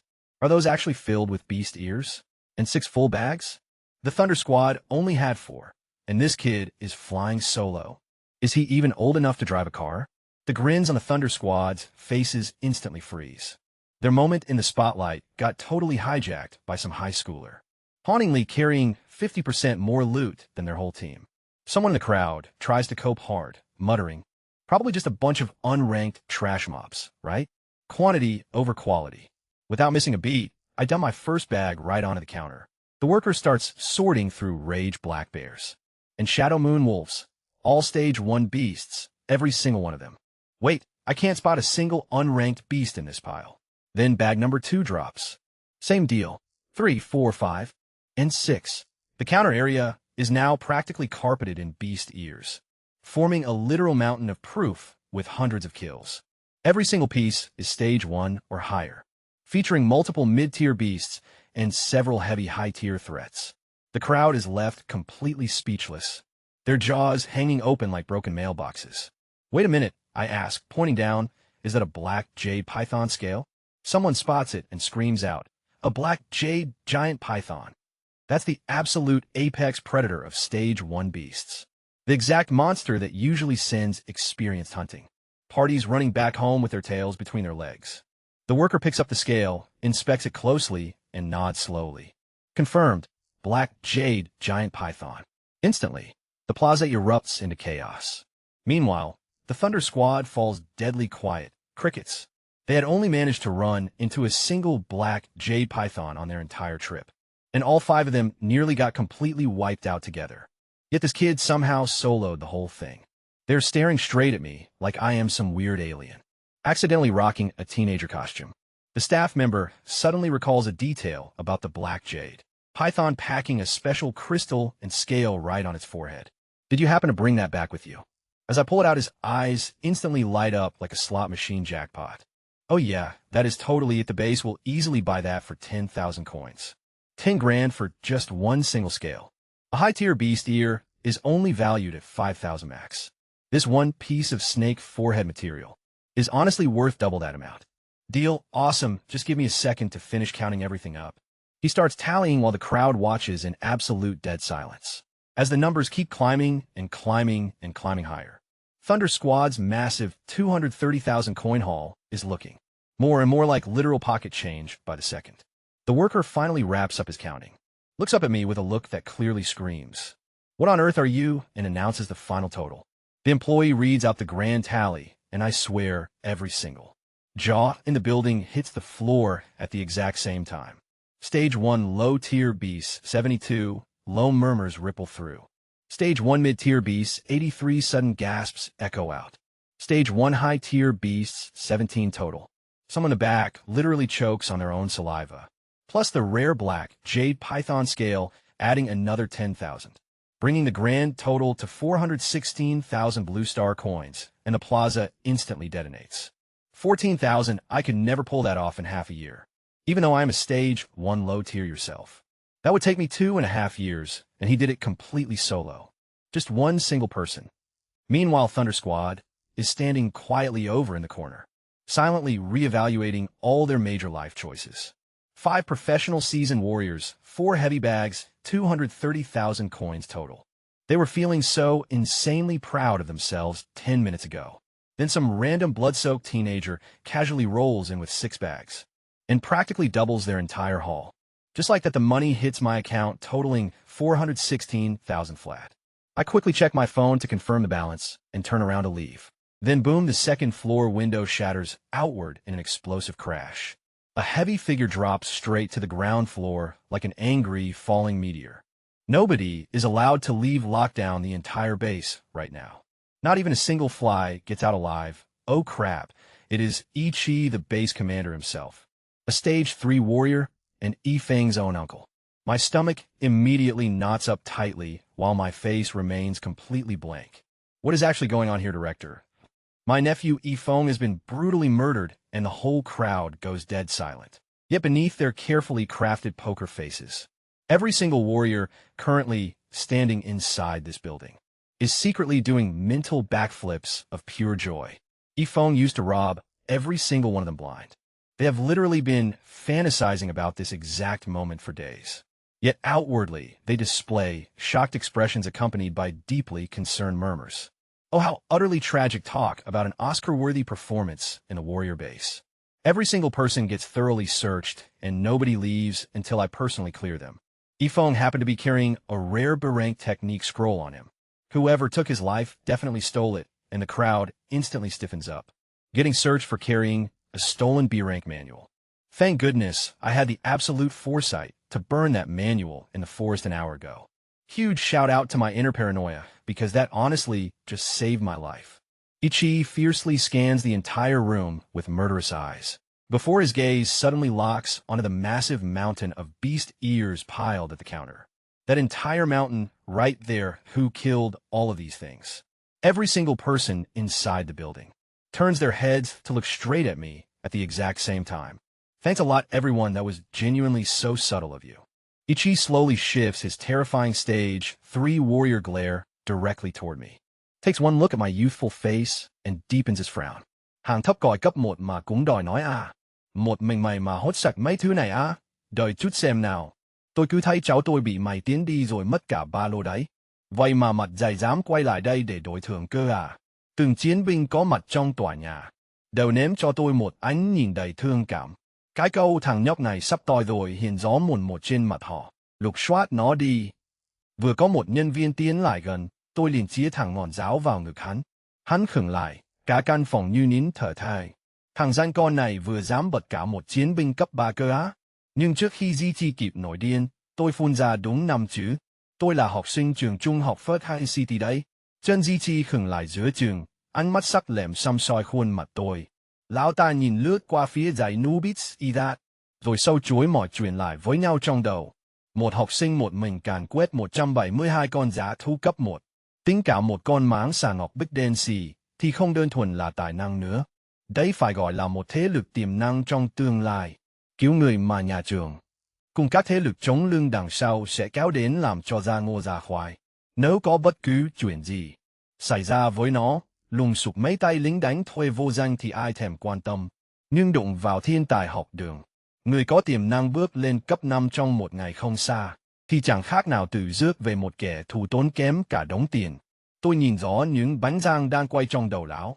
Sự căm phẫn giằng co với bản năng sinh tồn. Lòng báo thù đánh đổi bằng tương lai sự nghiệp. Dòng điều lão liền dịu xuống. Thôi được rồi, cháu tôi đã bỏ mạng rồi đấy. Tôi buộc phải kiểm tra tất cả mọi người. Cứ hợp tác đi nào. Tôi sẽ bồi thường cho cậu 10.000 xu. Tôi nhíu mày tỏ vẻ khó chịu, y như một đứa trẻ đang bị làm phiền giữa lúc bận rộn. Khóe mắt lão giật giật, 30.000 nhé. Tôi làm bộ suy ngẫm đúng trong khoảng thời gian đủ lâu để khiến người khác phát bực. Được thôi, bọn chúng lục soát tôi từ trong ra ngoài, từng chiếc túi đều sạch trơn. Bởi vì tang vật đã sớm thành tro bụi trong khu rừng cách đó 50 cây số rồi.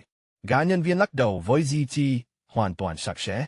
Cậu đi được rồi đấy, 30.000 xu đã được chuyển vào tài khoản của tôi. Tôi vừa được trả tiền để rửa sạch hiềm khích trong một vụ án mạng mà chính tay tôi gây ra. Nhưng tôi không chuồn ngay lập tức đâu. Làm thế trông đáng ngờ lắm. Thay vào đó, tôi thong thả đi bộ về phía phòng tắm. Thả lỏng cơ thể ngâm mình trong làn nước ấm thật lâu. Rồi thay một bộ đồ sạch sẽ khác. Bước ra ngoài với vẻ ngoài tươi tỉnh và vô cùng điềm nhiên. GT đã giám sát tôi suốt từ nãy đến giờ. Và chính sự thản nhiên đến mức chẳng mảy may lo lắng ấy mới là thứ thuyết phục hoàn toàn rằng tôi vô tội. Vì đời nào có chuyện một tên sát nhân lại còn thảnh thơi đi tắm rửa trước khi chuồn khỏi hiện trường cơ chứ. Loại sát nhân thế này cứ tiếp tục lục soát đi, không ai được phép rời đi cho đến khi tôi tìm ra kẻ đã làm chuyện này. Tôi nghe thấy giọng lão quát tháo om sòm phía sau lưng khi bản thân đang bước qua cửa thoát hiểm.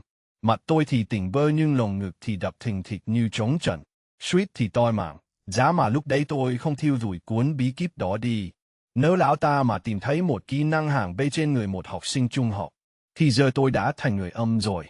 GT chắc chắn sẽ xé xác tôi ra thành từng mảnh ngay tại chỗ. Và chẳng buồn hỏi han câu nào đâu.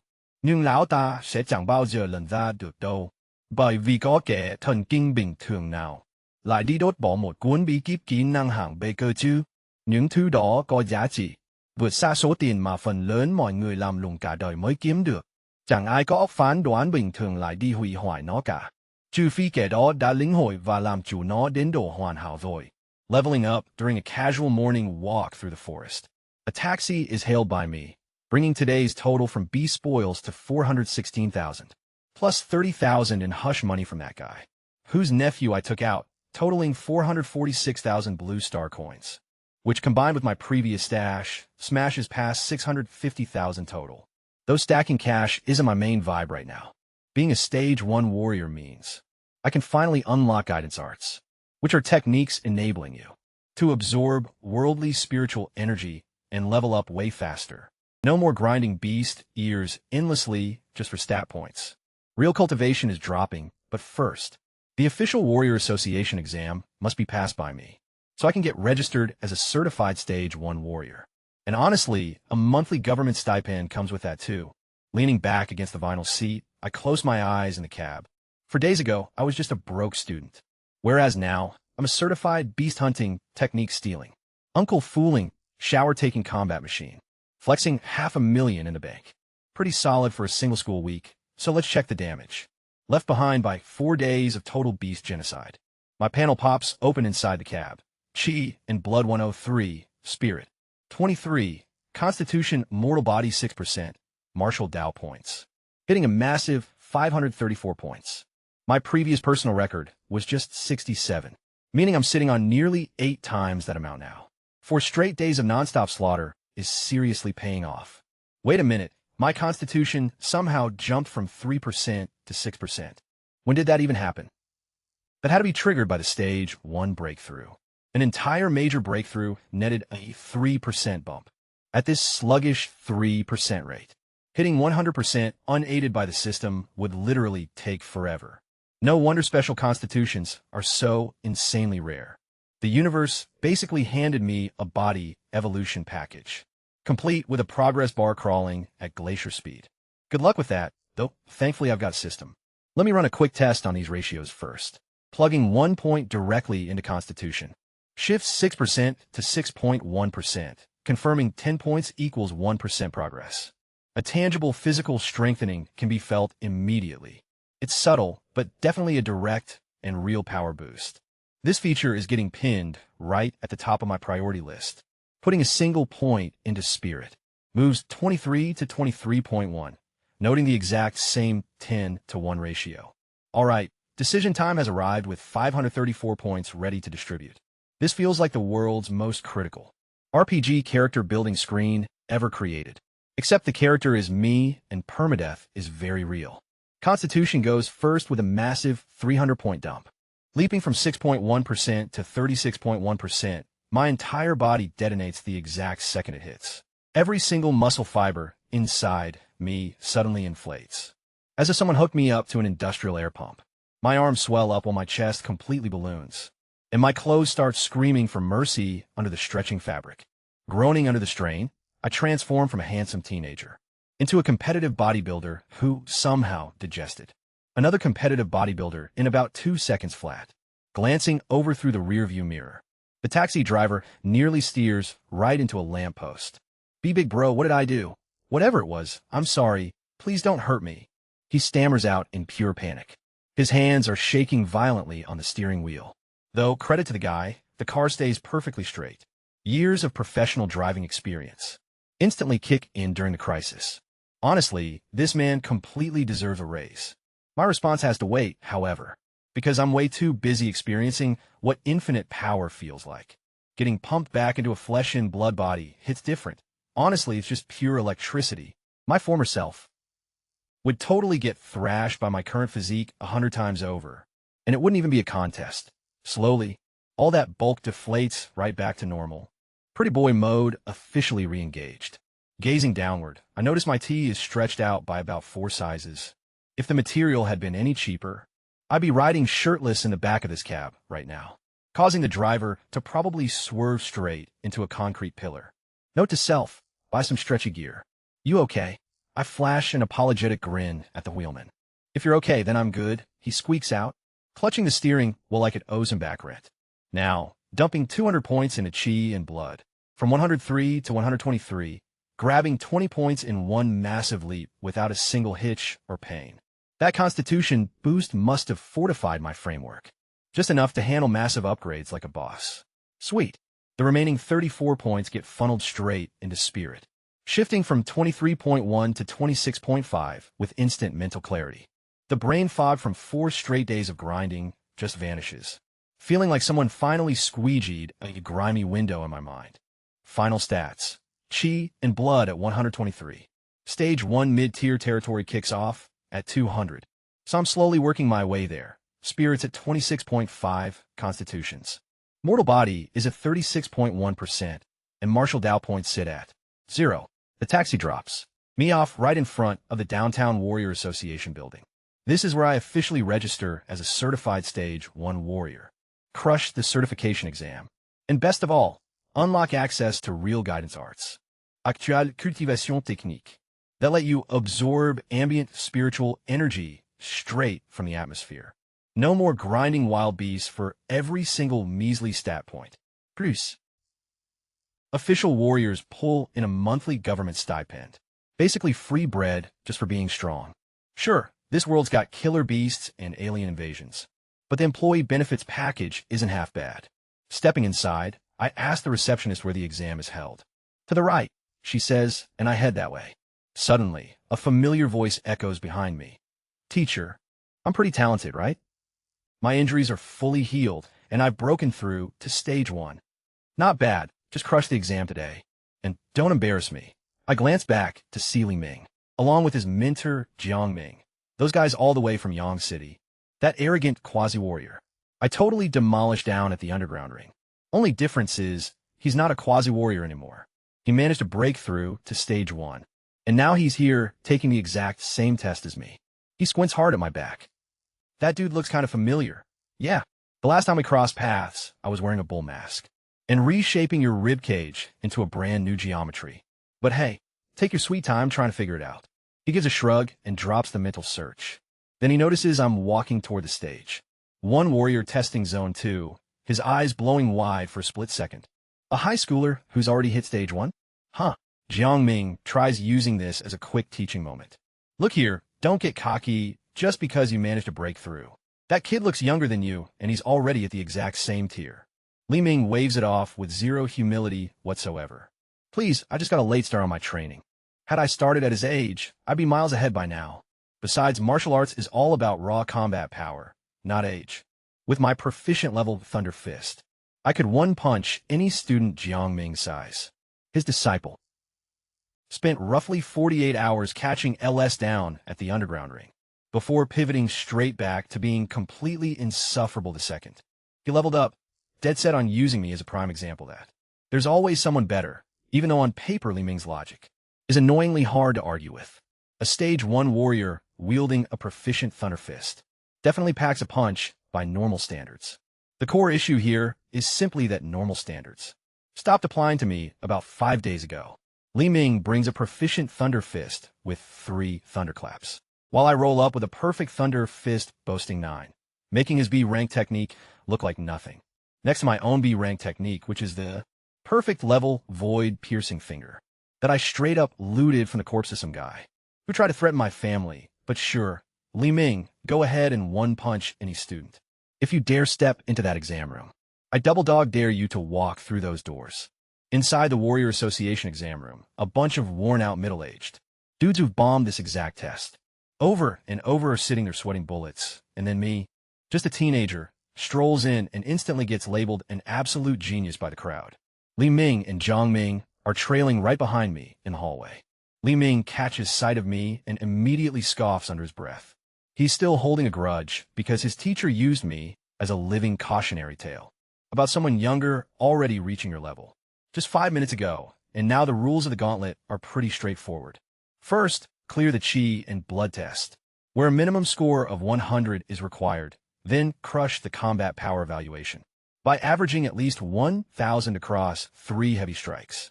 The veteran middle-aged warriors step up to the plate first.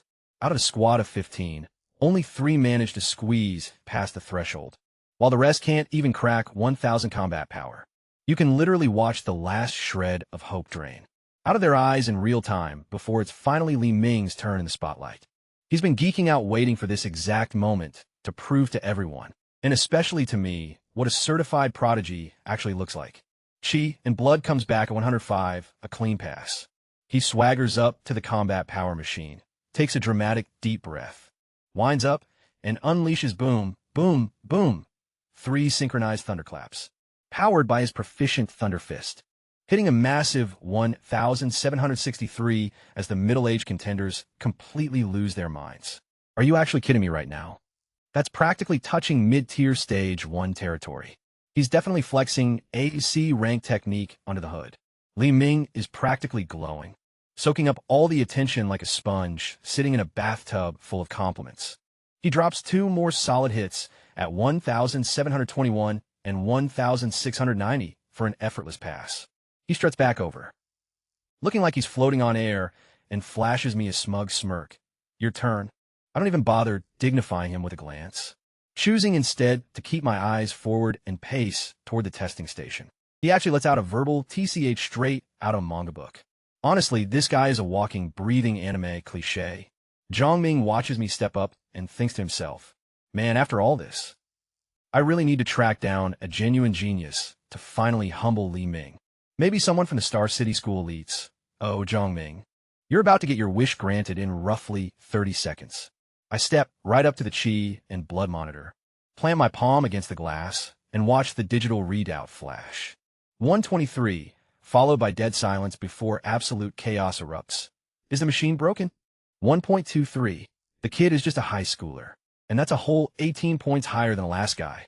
Li Ming's face rapidly cycles through every color on the spectrum, white, red, green, and then back to stark white, while his brain works overtime running emergency calculations, just to figure out how to spin this so he doesn't look like a total clown.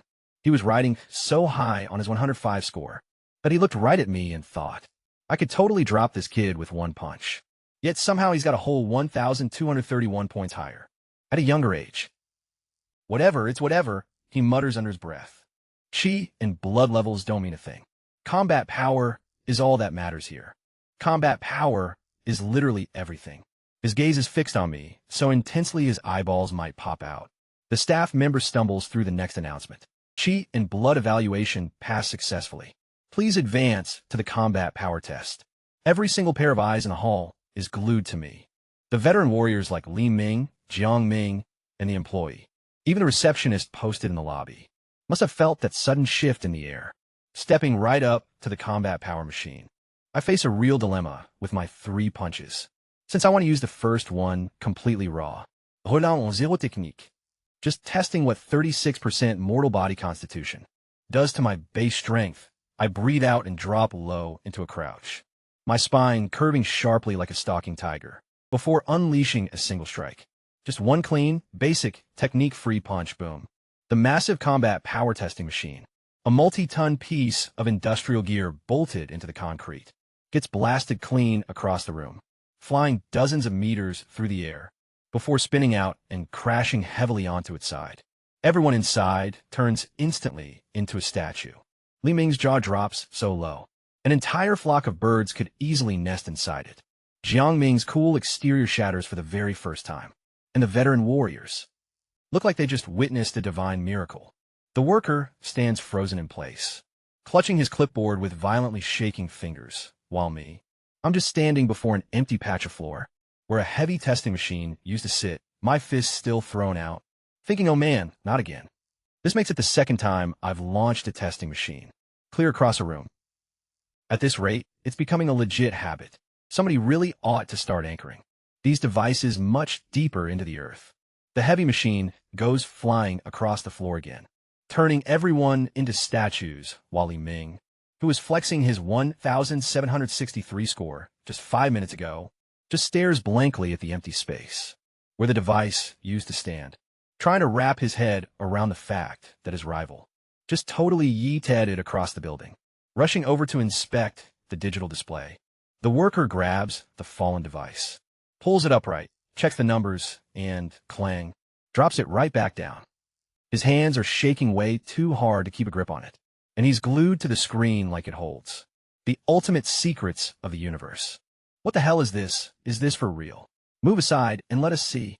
Shoving their way forward, the veteran warriors peer in. The monitor glows brightly, showing a combat power of 1,862, followed by total silence. And then absolute chaos erupts. That's higher than the other guy. I honestly thought that young man was a certified genius. But this kid is operating on a whole different planet. Li Ming isn't even mad anymore. He has transcended anger entirely, stepping into a bizarre emotional dimension, where your entire identity completely caves in on itself. Standing there trembling, he stares blankly at a single number that just erased his whole existence.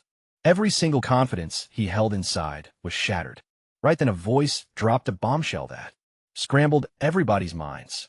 Wait, did he just use a technique? As absolute silence gripped the room, people replayed the move in their heads, only to realize he definitely didn't. No fancy skills were involved, just a plain, standard strike. Striking with his bare knuckles and zero techniques, he racked up a score of 1,862, causing sharp gasps. The entire chamber echoed with the shared sound of everyone sucking in air through their teeth, relying on his top-tier C-rank technique. Proficient Thunder Fist. Li Ming had maxed out at 1,763, while I used nothing and hit 1,862. My bare hands easily outdid his ultimate move. Li Ming's knees completely buckle under him. He drops straight to the floor as his vision starts fading to black. Seriously, I could one-tap any student here. That guy just got totally outpunched by a kid who wasn't even breaking a sweat. Jiang Min stands completely frozen in shock. A freezing shiver creeps right up his spine and straight into his brain, realizing he wanted a genius to humble his student. Instead, the universe dropped an absolute raid boss on them. With the first test wrapped up, the second one can now commence. The staff member's voice drops to a nervous whisper. Maximum respect mode has officially been unlocked. Every single set of eyes in the hall is locked onto me. If my casual punch hit 1,862, just imagine what happens when I actually unleash a technique as I let out a breath. And steadying my rhythm, it's time to test my true limits as I lift a single finger. Aim straight at the target pad, void-piercing finger, unleashed at a flawless B-rank output. The concentrated energy beam strikes the pad and instantly blows it apart. Shards scatter everywhere from the heavy target pad that was originally engineered to absorb the full force attacks of Stage 1 warriors, which literally couldn't handle what I just did to it. Flashing rapidly, the screen registers numbers, shooting past 2,000 without losing any momentum, landing on a final combat power rating of 3,004 for context. The standard benchmark for a Stage 1 high-tier warrior is 3,000. Even though I'm only a Stage 1 low-tier warrior, I just matched someone sitting 3 sub-tiers above me. I'm honestly done for. My brain is fried because this isn't just a genius. This is a total freak of nature. What kind of high school even builds someone like this? Jamin's voice pitches up by 3 entire octaves. A low-tier Stage 1 matching a high-tier with a score of 3,004? He's definitely got some kind of cheat code constitution. He has to be one of those overpowered prodigies. Straight out of the imperial capital. He abruptly spins around to check on Li Ming. Li Ming is slumped down on the cold floor, featuring a blank expression, dead eyes, and a departed soul. He looks like a guy who just watched everything he ever worked for get crumpled up and tossed straight into a dumpster. John Ming delivers a sharp slap across his face. Snap out of it. Man, this guy was literally born with a broken body.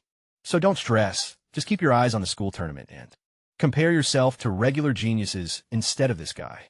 He only wanted to tone down Li Ming's massive ego, not completely vaporize the poor kids. Will to live. This is precisely what happens when you ask the universe for a reality check, and it drops an extinction-level catastrophe on you instead, while over here, I'm staring awkwardly at the smoking rubble of the target pad, feeling genuinely embarrassed, thinking to myself, wait, do I actually have to pay for that? No way in hell. The worker blurts out immediately, totally shook. Should I wait for them to fix it? I've still got one more test to crush. And the staff member yells, no, dude, you totally passed, like for real. With 3,004 points, you're done. Please spare me. We don't even have another pad in stock. Fix it so I can blow it up again. What's even the point otherwise? Fair enough. Assessment officially wrapped up. 1 punch, 1 single finger beam, and 0 gear left in one piece.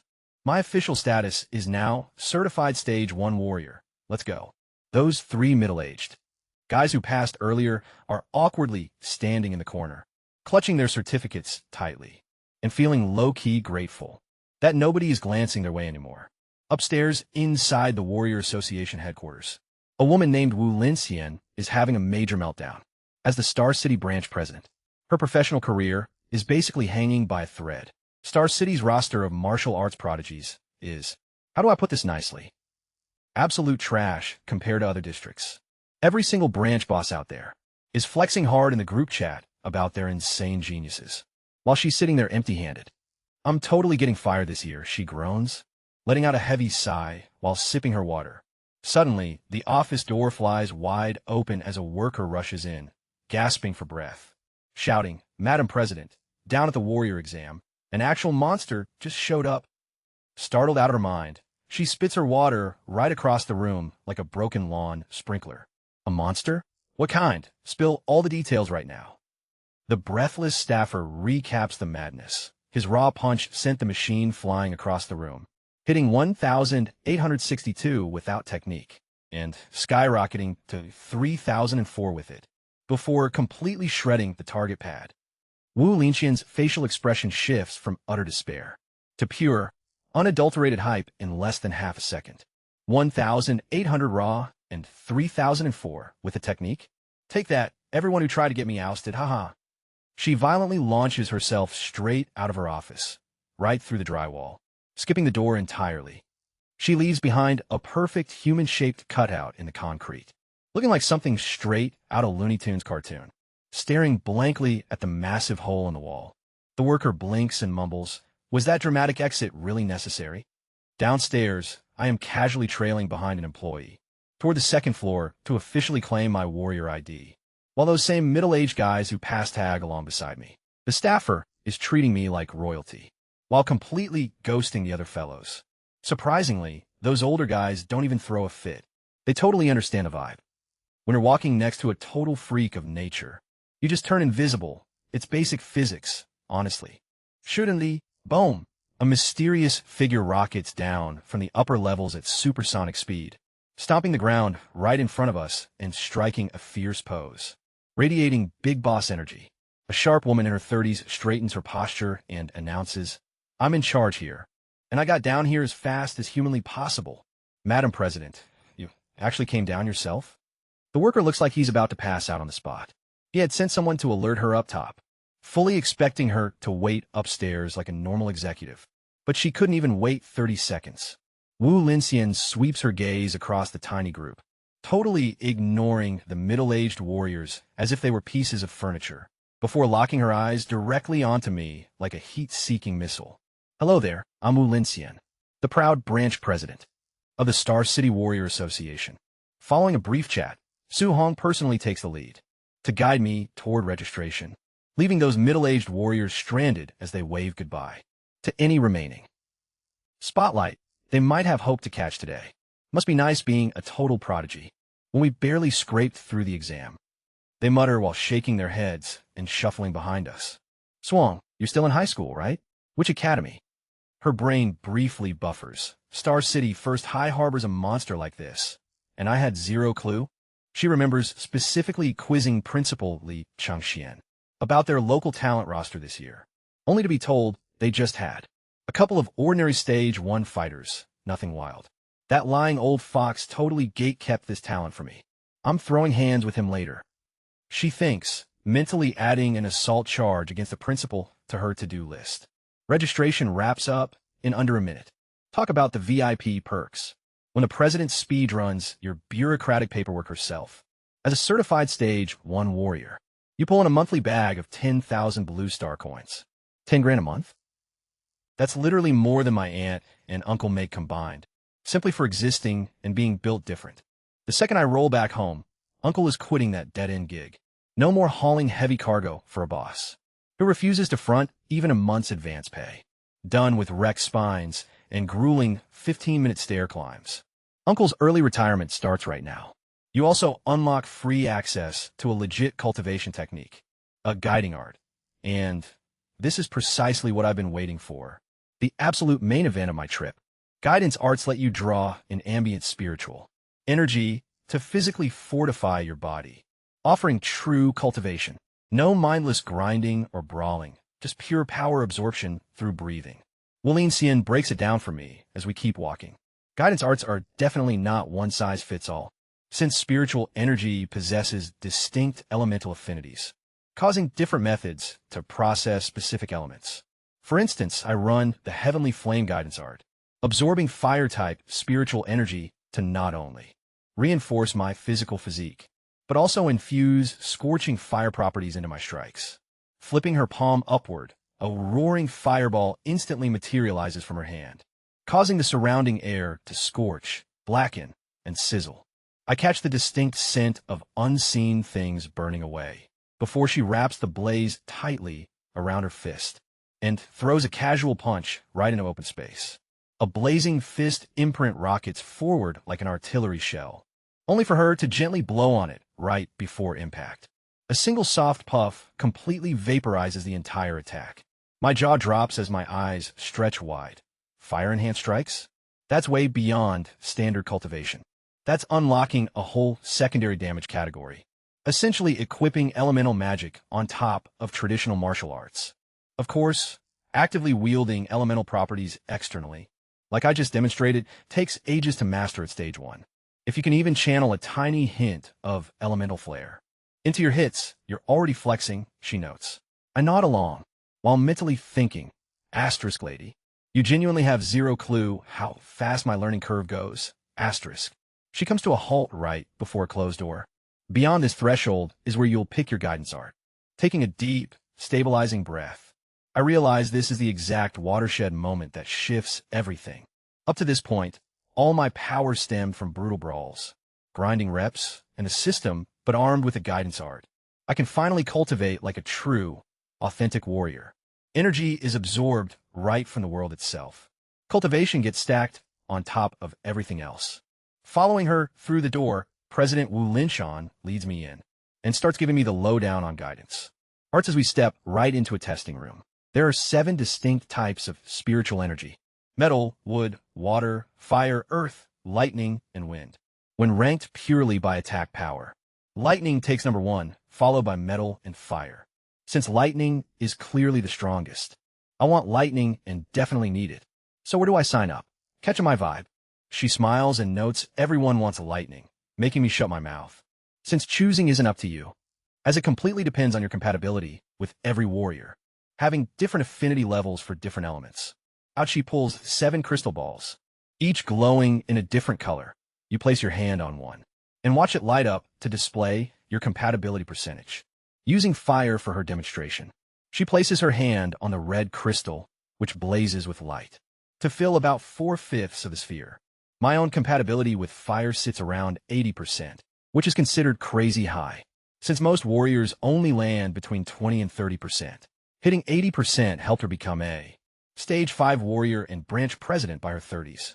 Because higher compatibility yields better absorption efficiency, which ultimately means faster cultivation. Now it's your turn, she says while staring at me with intense anticipation. In her mind, she's estimated I will probably hit around 90%, maybe 91%. Thinking I might possess a special constitution, she decides to be generous with her prediction.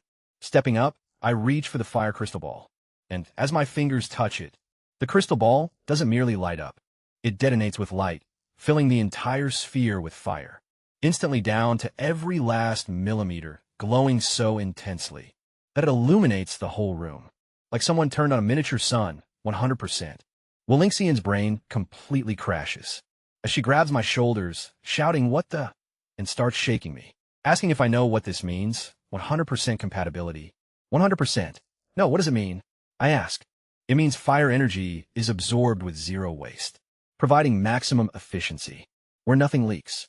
She's trembling with a red face, looking like she might actually pass out from pure excitement.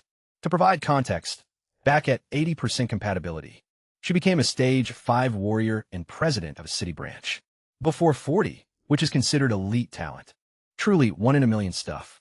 But 100% compatibility? That is the legendary stuff whispered about in the imperial capital, the 2 biggest cities in the entire country, where it remains incredibly rare even there. Yet she just found one in Star City, a mid-tier nobody cares about, sitting at the bottom of the city rankings. A genius on par with the imperial capital exists. Right in my city, mine. She is this close to pulling out her phone and screaming into the provincial presidents group chat, ready to flex on all those people who've been bragging about their geniuses and making fun of Star City, giving them a taste of their own medicine right now. But wait, if they find out, they'll try to steal him. Stay calm. Stay calm, she whispers physically, grabbing her own hand to stop herself from texting. Suong, forget the other elements. Absolute fire synergy unlocked right here. Just grab the Heavenly Flame guidance art and get moving. This pairing happens maybe once in a lifetime. Becoming an absolute powerhouse is basically guaranteed for you. Scratching the back of my head, I casually chime in. Would it be cool if I test out the other crystals too, just out of curiosity? Her face cycles through about 17 distinct expressions within the span of 2 seconds. The predominant vibe screaming across her expression is, "Are you completely out of your mind?" 100% compatibility sits right there, hitting the absolute highest number possible on the charts. It stands as the rarest result in the entire testing system. Yet this kid casually wants to window shop, carrying the label of a lifelong genius with 80% fire alignment. She ruled the top of her generation, standing right beside me. However, she is experiencing what it actually feels like to finally sit on the brutal flip side of the talent gap. Fine, go ahead and test them, though nothing else is touching this score. Awesome. Thanks, I mutter while reaching straight for the lightning crystal ball. This represents the undisputed #1 attack element in existence. The exact power that every warrior across the globe dreams of wielding. As my fingertips brush the surface crack, pure lightning violently detonates inside the crystal, ignoring any gradual buildup or partial activation. The entire sphere floods with wild, crackling electricity in a split second, with actual thunder rumbling from deep within the glass ball. The room strobes with electric light as 100% lights up the display once more. Walinxian's brain doesn't just crash this time around. Her cognitive functions completely cease to exist. My hand touches the fire crystal, yielding 100%. Walinxian looks like she's on the verge of a medical emergency. I press my palm against the lightning crystal, hitting another 100%. Walinxian literally forgets how to breathe. Maybe I should check out the remaining ones too, just to be thorough. She glares at me like I just disrespectfully assaulted her elderly grandmother. Wind registers 100% while her left eye starts twitching, followed by metal at 100%, causing her to emit a strange noise that isn't even a real word. What hits 100% as her knuckles white-knuckle the edge of the table and water clocks in at 100%, leaving her face completely blank with zero expression left. Nobody's home upstairs while Earth maxes out at 100% across all 7 elements. 7 crystal balls sat lined up, flashing brightly like an underground nightclub 7 separate times. Every single one maxed out at a full-blown 100% across the board for a clean sweep. With a perfect score secured, Wu Lin Xian wears the absolute shock of someone watching basic math breakdown right before her eyes. Am I tripping out right now? I mutter, scratching my head as I look at every single one maxed out. Honestly, this is turning into a bit of a logistics issue. She looks ready to bite my head off as she echoes, a logistics issue over 700% total compatibility? Well, yeah, because if I lock down just one path, I'm essentially trashing 6 other equally flawless options.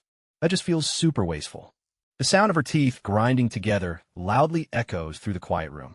This veteran woman clawed her way up to branch president position relying on an 80% fire score, and she genuinely considered that achievement to be groundbreaking. Now she finds herself standing right next to a guy who pulled maximum hundreds across all 7 elements, only for him to stand there complaining about having way too many choices. Is there any realistic chance I can grab all 7 guidance arts? Her eyes widen so dramatically that the white circles are fully visible, all the way around her pupils. You actually want to practice all 7 paths at once. Look, here's the deal. Technically speaking, there's no official rule against it, primarily because whoever drafted these bylaws never fathomed someone would actually require this option. It sits in a weird gray area, much like how there are no laws explicitly banning someone from driving a submarine down a highway. Nobody thought to outlaw. It's simply because who on earth would even try that? Wellingsian hesitates right there as a branch president caught completely off guard. Back in the day, a few bold folks tried juggling multiple elements at once, only for it to take them decades, while they stayed utterly trapped at stage 1 the entire time. Sure, they were low-key insanely powerful for their rank, yet breaking through was totally out of reach. She gets serious. With 100% compatibility in just one element, you could easily rise up to become one of humanity's absolute strongest warriors in 20 or 30 years, whereas spreading your focus across all 7 might leave you stuck below stage 3 for your entire life. Are you sure? I flash her my most reassuring smile. I honestly just want to try them all. If it moves too slow, I'll pivot to lightning, I promise. She exhales slowly, looking like she just talked someone off a ledge. Fine, I'll hand over all 7, but please don't go down that crazy rabbit hole. 7 guidance art manuals are passed over to me, as if she were dropping 7 loaded weapons into a toddler's hands. Start with the Heavenly Flame guidance art. I know it best, so I can actually guide you. Once you get a feel for the vibe, you can switch to lightning if you want. I sit down cross-legged, crack open the fire manual, and start scanning the pages. Wulin Xian pulls out her sleek phone and taps to start timer, figuring that with a 100% compatibility rate, maybe he could hit beginner level in 2 or 3 hours. If she's being generous. That already sounded mind-blowingly fast to begin with. After all, when her 80% compatibility took her 12 grueling hours, 2 to 3 hours would be, hey Wujia, I think I got it. She snaps her eyes up from the phone screen, glances at the timer, 34 seconds flat. Her soul literally leaves her physical body to file paperwork for independent residence. 34 seconds? I think so. Right now, I can literally feel fire-type spiritual energy pulsing into my body and blending right into my bloodstream. Is that what beginner feels like? That is precisely what beginner feels like, as she vividly remembers that exact sensation from when she finally achieved it, after 12 hours of intense, exhausting meditation. Yet this absolute kid pulled it off in half a minute. Try throwing a punch, she croaks out. Just see if you can channel that fire energy into it. Standing up, I center my focus and hurl a solid punch forward, causing a tiny, bright flame to flicker across my knuckles. Now, to put things into perspective, Wulin Xian had just explained how Stage 1 warriors can barely add even a hint of elemental power to their strikes. In fact, showing even a tiny trace of fire on your fist at Stage 1 is considered totally elite, while most warriors need months or years to reach that milestone. I casually crushed it on my very first try, merely 34 seconds after opening up the manual.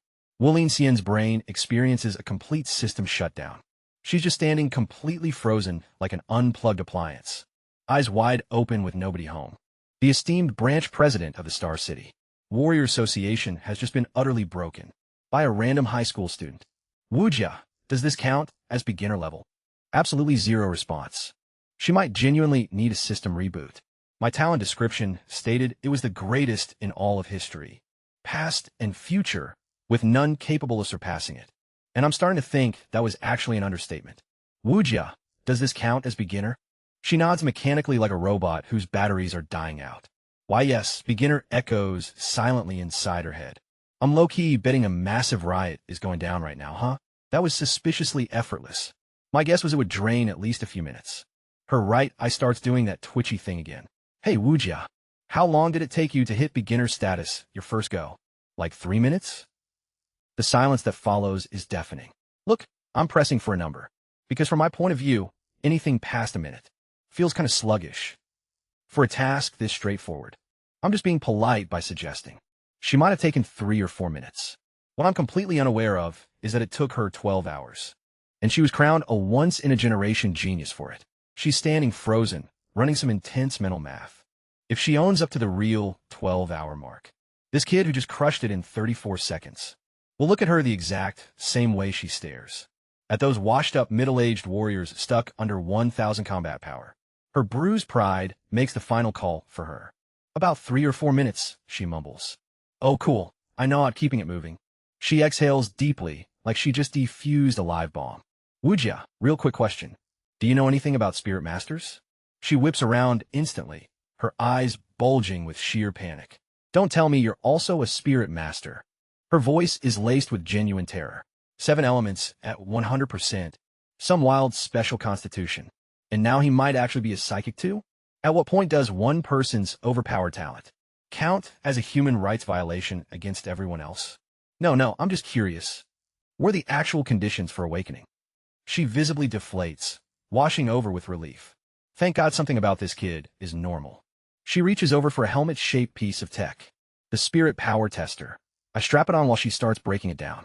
Nobody actually knows the exact awakening conditions. Some folks with weak spirit power randomly wake up with it overnight, while others boasting strong spirit power never awaken at all. Still, looking at historical data, awakened spirit masters always pack at least 100 spirit points. My spirit level is sitting at a modest 26.5. That means I need roughly 735 martial Dao points to bridge the gap. That's a whole lot of people I gotta punch. Long road ahead. The scanner lights up and confirms 26.5 points. Perfectly average, normal range, Wujia announces, and I swear I can literally see her shoulders slump down in relief. She was low-key terrified I'd score a 150 and completely shatter her sanity. The mere fact that one of my stats is completely ordinary might be the only thing shielding this poor woman from a full psychological breakdown today. Suddenly, she snaps back to reality. Suong, your school's monthly exam is tomorrow, right? Yeah, following the usual high school timeline. Her expression darkens instantly, turning dead serious. Go all out. Don't hold anything back whatsoever. I was planning to anyway, but the fierce intensity in her voice signals there's a lot more to the story. She continues, explaining how the situation at the heavenly battlefield is getting progressively worse as alien races and humanity clash more and more frequently. A full-scale war could erupt at any given second, driving global leaders to mandate that starting this very year, prior to every high school graduation exam, each city must select its most elite young talents and dispatch them. Massive resources are being poured by every nation into a special training camp to fast-track the growth of the next generation. Selection for who gets to go is determined by Star City's monthly exam results, meaning tomorrow's test is way more than just a regular quiz, literally serving as your golden ticket to the camp, and I go silent. All this time, I've known about threats lurking beyond the sky, with alien races watching and waiting, but it always felt so low-key, distant and abstract like some totally different person's problem. Even after unlocking the system, my drive was completely selfish. Stack some cash, support my family, and get stronger for them. But if those aliens actually breach our lines, and humanity falls, what happens to Uncle, who literally breaks his back every single day, so 3 kids can afford to practice martial arts? or aunt, willing to skip her meds just so we could put food on the table. And Xiaohai alongside Xiaoming, ready to drop out at just 12 years old to pitch in and help out. They'd all be wiped out, every single one of them, right alongside everyone else, and I drag a hand across my face. The comfortable bubble of detachment I've maintained from the big picture just shattered completely. This alien menace isn't a someday issue. It's happening right now. The sheer fact that they are running emergency training for teenagers tells me everything I need to know about how insanely bad things actually are, would ya? Thanks for the heads up, because I'm definitely making that training camp. You can bet on it, while she's been low-key studying me this entire time, analyzing my every reaction, expecting shock, denial, or maybe even panic, but instead, I pivoted from surprised to dead serious in roughly 5 seconds flat. She mentioned later that right in that exact moment, a major shift happened inside me. Before that, she just saw a ridiculously talented kid. Afterward, she saw something way tougher, as if my final soft edges had been completely filed down. People mature over the course of years, sometimes months, and occasionally right in the middle of a single chat. A grin crosses her face as she bumps her fist against mine. Go crush it. Tomorrow marks the monthly exam with the Yang City. Disciples are rolling in to challenge Star City First High. Chun Shan, along with Li Tu, are convinced they're the school's ultimate hope.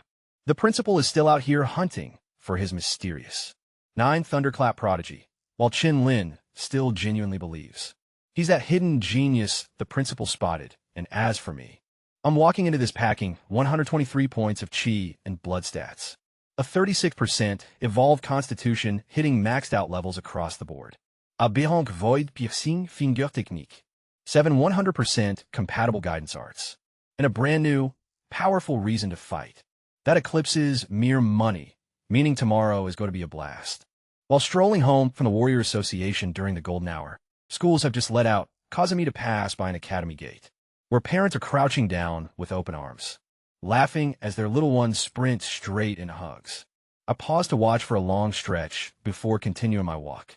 Memories hit me of Uncle coming home night after night, with a shattered spine while letting Aunt slap medicated patches onto his back while trying to act like everything is totally fine.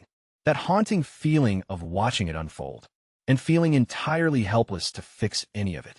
This household has me now, so it's never going to fall apart. That used to be Uncle's line as he carried this family on a frame. That was literally breaking apart at the seams, but now it's my turn. I'm strong enough to hold this family up because I actually have the power, and I will never let anyone rip this away from us. Though right after that, my mindset scales up even bigger. Our little family was carried entirely by Uncle. Yet who's been holding down the fort for humanity against millions of alien species this whole time, out there on the heavenly battlefield? And what happens when those defenders finally break? Once the aliens completely shatter our lines, nobody will care about registration fees or rent anymore. And medical bills won't matter either, because everyone I cherish will be gone as I clench my fists. If anyone ever forces me to choose between family and humanity, option 3 is my choice. Take out whoever is making me pick. With home on my mind now, my footsteps quicken down the street. The whole vibe of the house is totally different now. Everything shifted the moment I dropped off that cash, and Ann is flashing more smiles these days. Overtime shifts are a thing of the past for Uncle. He actually gets back on time now and takes a breather. Working harder than ever before are Xiaohai and Xiaoming, sparked by the sight of that 210,000 on the table, and fueled by the pride shining in their parents' eyes. They're going to earn that same feeling for themselves one day. I'm finally back, and Aunt rushes straight to the front door, her face lighting up instantly with shock. Good grief, look how skinny you've gotten. Are they even feeding you properly at school? Even though I'm low-key more ripped right now than ever before, I just roll with it. Right on cue, the little ones launch at me like heat-seeking missiles, latching onto my arms. Once the initial pandemonium settles, I drop the casual act. Uncle, you need to quit your job, because I've got us covered now. Predictably, he starts hitting me with his responsible adult lecture. You need to hoard your cash, Xiaohong. Martial arts training drains money fast, and your exam is coming up. Don't worry, Uncle, I'm already a stage 1 warrior, and the government stipend alone brings in 10,000 coins a month. Silence falls over the room like a row of statues before I slide a bank card across the tabletop. There's roughly 400,000 coins on here for the household. Willing Xian told me contribution points run the training camp. Cash is practically useless there anyway, so I'm only holding back $30,000 for my own exam registration fee, while handing the rest over to my family. For $100,000. Xiaohai's wide eyes look bright enough to power a small town, while Xiao Ming vibrates at a frequency that might shatter the windows. Good is what Uncle repeats 3 times in a row, his voice cracking slightly as he fights to swallow his emotions. Meanwhile, Aunt is quietly weeping with tight lips, as tears stream down her face. And for once, I'm flashing a genuine grin like a normal 18-year-old. Abandoning the calculating smile I flash in combat, and dropping the fake confident facade I put on for the kids. I'm just genuinely, deeply happy. That night, the whole family heads out to a local restaurant, where we feast until our stomachs bulge and our faces glisten with grease, before waddling back home beneath the starlit sky like a goofy family of penguins. It easily ranks as the most normal, wonderful, and flawless evening of my entire reincarnated existence. Back inside the house, the kids immediately beg me for martial arts lessons. Void-piercing finger is my initial attempt, though they're clearly way too young for B-rank techniques. So I switched to teaching them Thunder Fist instead. Mere minutes later, both kids can execute a punch with a loud clap, handling a beginner-level C-rank martial art with ease, considering I didn't master a C-rank technique myself until middle school. Xiao Ming is now literally bouncing off the walls, with her eyes curved into joyful little crescents. Haha, those 2 school punks are totally cooked. I'm about to run this whole school as the new boss. With his hands propped squarely on his hips, Xiaohei stands there, laughing maniacally like a cartoon supervillain before I smack him right on the dome. No bullying allowed, and he instantly gives me a super compliant nod. Hardly 5 minutes slip by before I catch him red-handed using Ant's phone to dial up backup for a brawl. Yo yeah, it's me tomorrow, bring your whole squad. I'm bringing my crew too, actually scratch that I don't even need a crew. Come at me bro. I shake my head while noting he's all bark and no bite plus. Xiao Ming can still lay the smackdown on him if he steps out of line. The social hierarchy naturally balances itself out as dusk settles over the neighborhood. Sitting cross-legged on my mattress, I pull up my interface panel. Chi in blood 123 spirit. 26.5 constitution, mortal body 36.1% guidance art. Heavenly flame guidance art. LV1 5% martial, Dao 0.0 weight. Wait a minute, LV1? Since when do guidance arts even have levels? Wulian Xian never dropped a single hint about levels. Not a single word was uttered by her regarding guidance arts being eligible for upgrades. Had this been a standard built-in feature, she definitely would have broken it down for me, which clearly implies only my system tracks these levels, and only I hold the power to level them up. My eyes grow wider with every passing second. Just what kind of buffs drop at LV2, LV3, or even LV10? Does absorption efficiency skyrocket? Does the fire intensity amplify massively? Or does it mutate into something completely unrecognizable? Finding out right now is an absolute must. Out comes the rest of the 6 guidance art manuals from my stash. Sure, Wolinshin issued a stern warning, and I'm well aware someone attempted this exact stunt before and stayed hard-stuck at stage 1 for decades. Yet that poor soul didn't pack my system build. They lacked the capacity to dump martial Dao points straight into their progress bars, nor did they possess unmatched through all eternity, which effortlessly trivializes learning any technique. If I manage to max out all 7 guidance arts simultaneously, sharing the exact same rank means absolute dominance, destroying opponents sitting 2 entire tiers above me like it's light work isn't just a pipe dream anymore. That's an overpowered meta build. Cracking open the very first manual, I dive straight into cultivation mode. Tomorrow happens to be the dreaded monthly exam. The young city crew is rolling in to challenge our school grounds. Training camp selection trials are looming overhead, while I sit right here inside my claustrophobic bedroom, nestled closely among my sleeping siblings, low-key evolving into the most terrifying high school student walking the face of the earth. Just another regular Tuesday night, handled with a few minutes of deep meditation. That's all it takes to get all 7 guidance arts, pumping a beginner LV1 status across the board. Right now, I can literally feel 7 distinct varieties of spiritual energy coursing wildly through my bloodstream. Lightning, fire, water, earth, wind, and metal would combining into a spiritual energy smorgasbord. pulsing right inside my veins. Though there's a major catch, they completely despise each other as I attempt, summoning lightning in one palm and blazing fire in the other. Both volatile energies violently slam together, throw a massive temper tantrum, and instantly fizzle out into nothingness. Oh, damn. So that explains why that poor guy stayed trapped at stage 1 for decades. Having 7 conflicting elements fighting inside your system like a bunch of feral cats tossed into a sack. Makes total sense why making any headway was flat out impossible. You can only wield one element at a time, unless you somehow figure out a trick to make them cooperate. Challenge officially accepted. All night long, I grinded away trying to merge. Lightning and fire, but total fail. Dawn breaks. Sweat dripping, eyes burning, I open my palm. Lightning crackles, fire blooms. They push against each other, shoving and biting like two siblings, stuck sharing the same bedroom. Then, locking in with full focus, I finally merge them. Thunder and flame, 2 elements becoming one force. Even with my ridiculous talent, that took hours. For the first time since unlocking this system, something was actually tough. If it's this difficult for me, no wonder normal people can't do it all. I need to test out this power. But outdoor training grounds and traumatized security guards taught me my lesson last time. This time, I'm heading to a proper martial hall, equipped with a stage 3 power testing machine. That should be sturdy enough. First test, pure lightning loaded on my fist. 0 fancy techniques, just raw power plus 1 element. Boom, 2,343. My raw punch was only 1,862 yesterday. Adding lightning alone boosted up by 500. That's solidly in the mid-tier stage, 1 territory from physical strength alone. Second test, fused thunder and flame. I channel both elements right onto my fist, the energy humming and crackling as I throw the punch. The stage 3 machine lets out a sound that sounds deeply unhappy. 3,041. 3,000. That is the standard combat power of a stage. 1 high-tier warrior, someone boasting 300 chi and blood. My count is 123. I'm punching nearly 3 tiers above my rank, using my bare fist without any weapon techniques.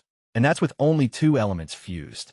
If I could somehow merge all 7 someday, I don't even want to calculate that number. My brain might just crash trying. Back home, I wasted 2 hours trying to fuse 3 elements. Total progress, absolute 0. Way too hard at LV1. I need to level up my guidance arts first, which means scoring more martial Dao points. And today just happens to be the monthly exam. A whole school full of martial artists waiting to get wrecked. A walking buffet of martial Dao points rocking school uniforms. Perfect timing. After breakfast, I walk the kids to school. Xiao Hai and Xiao Meng learned Thunder Fist last night, and they simply won't shut up about it. They're punching the air every 3 steps, making thunder noises with their mouths. Since they haven't figured out how to actually generate the thunderclap on command yet. Arriving at Star City First High, I make a beeline for teacher Lee Suhong's office. All right, monthly exam today. He smiles warmly. Good news. The principal personally approved an extension on your registration fee. Man, that whole drama feels like it happened in another lifetime. I pull out 30,000 coins and drop them right on his desk. Got the money. Here you go. He blinks, stares at the cash, looks up at me, and gets all emotional. Suong, your uncle and aunt have sacrificed so much for you. Work hard. You still have a bit of breathing room before college boards roll around. With some actual grind, landing a spot at a martial arts university is totally doable. Man, if only he had any clue that getting accepted into college was the absolute last thing on my radar right now. Back in the classroom, Chun-Lin suddenly grabs my arm, totally freaking out. Dude, you missed everything. While you were gone, the principal brought Chun-Ti on, back to give the elite class private tutorials. A bunch of those kids just broke through to stage 1. And Shin Shan plus Li 2 leveled up their Thunder Fist to master 3 thunderclaps. Everyone's gossiping that the monthly exam is practically their own personal runway show. He sighs dramatically. Us kids in the regular class are basically just living props. There's 0 point even competing. Right, Suong? I open my mouth to respond. Everyone out to the athletic field. Monthly exams start right now. Teacher Lee interrupts as I walk in, cutting me off completely. Chun-Lin, my sweet summer child. Chun Shan and Li 2 master the Thunder Fist with 3 thunderclaps? That is honestly adorable.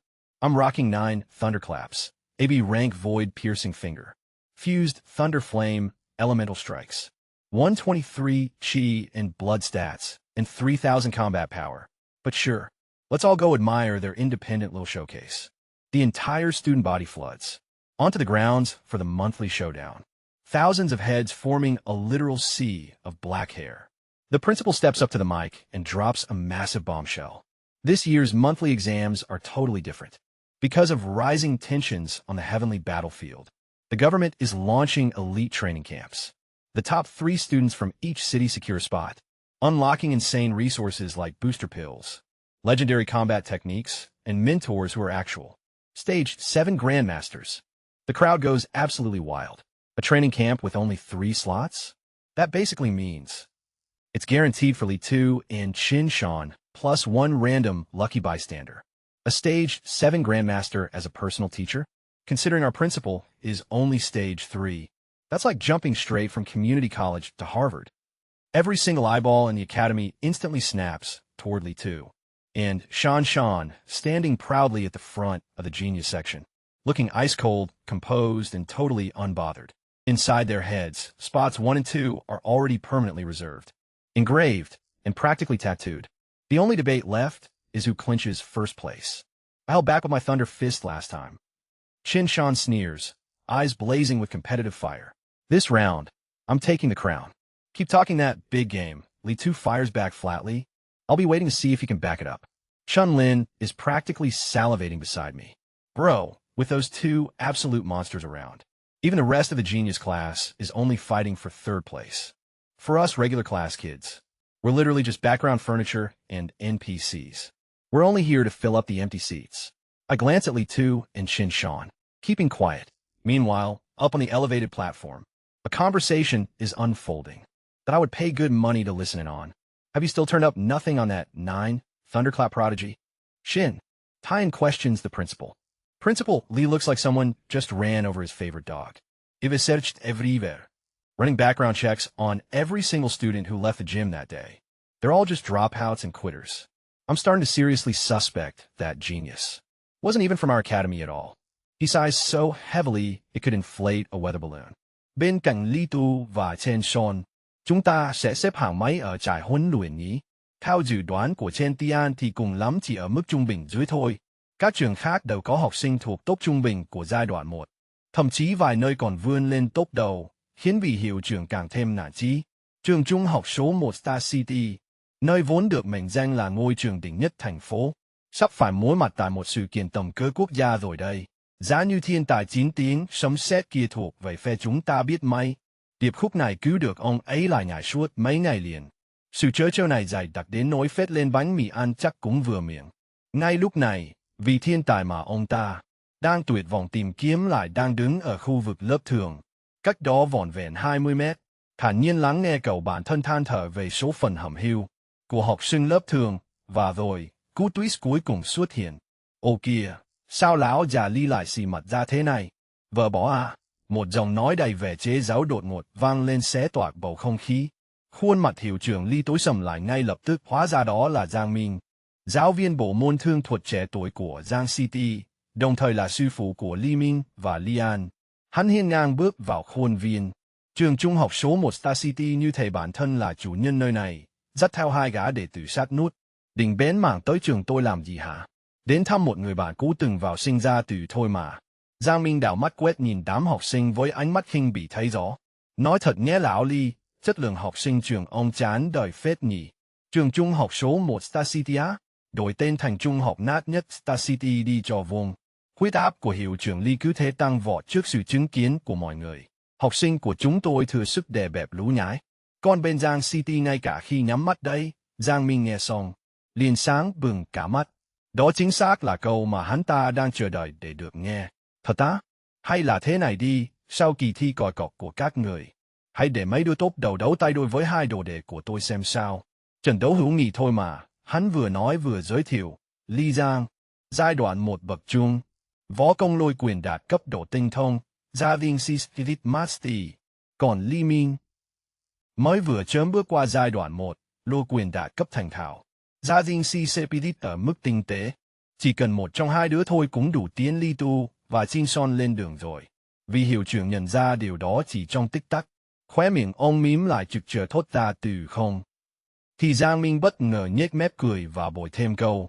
Tất nhiên rồi, nếu học sinh của ông non kém quá, tôi hoàn toàn thông cảm nếu ông muốn cúp đuôi từ chối đấy nhé. Chuẩn luôn. Đây chính là đòn chí mạng.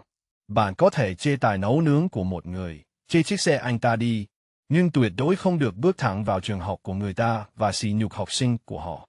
Kém cỏi ngay trước mặt. Rồi sau đó ban phát cho họ một lối thoát trông giống như đang làm ơn vậy. Được thôi.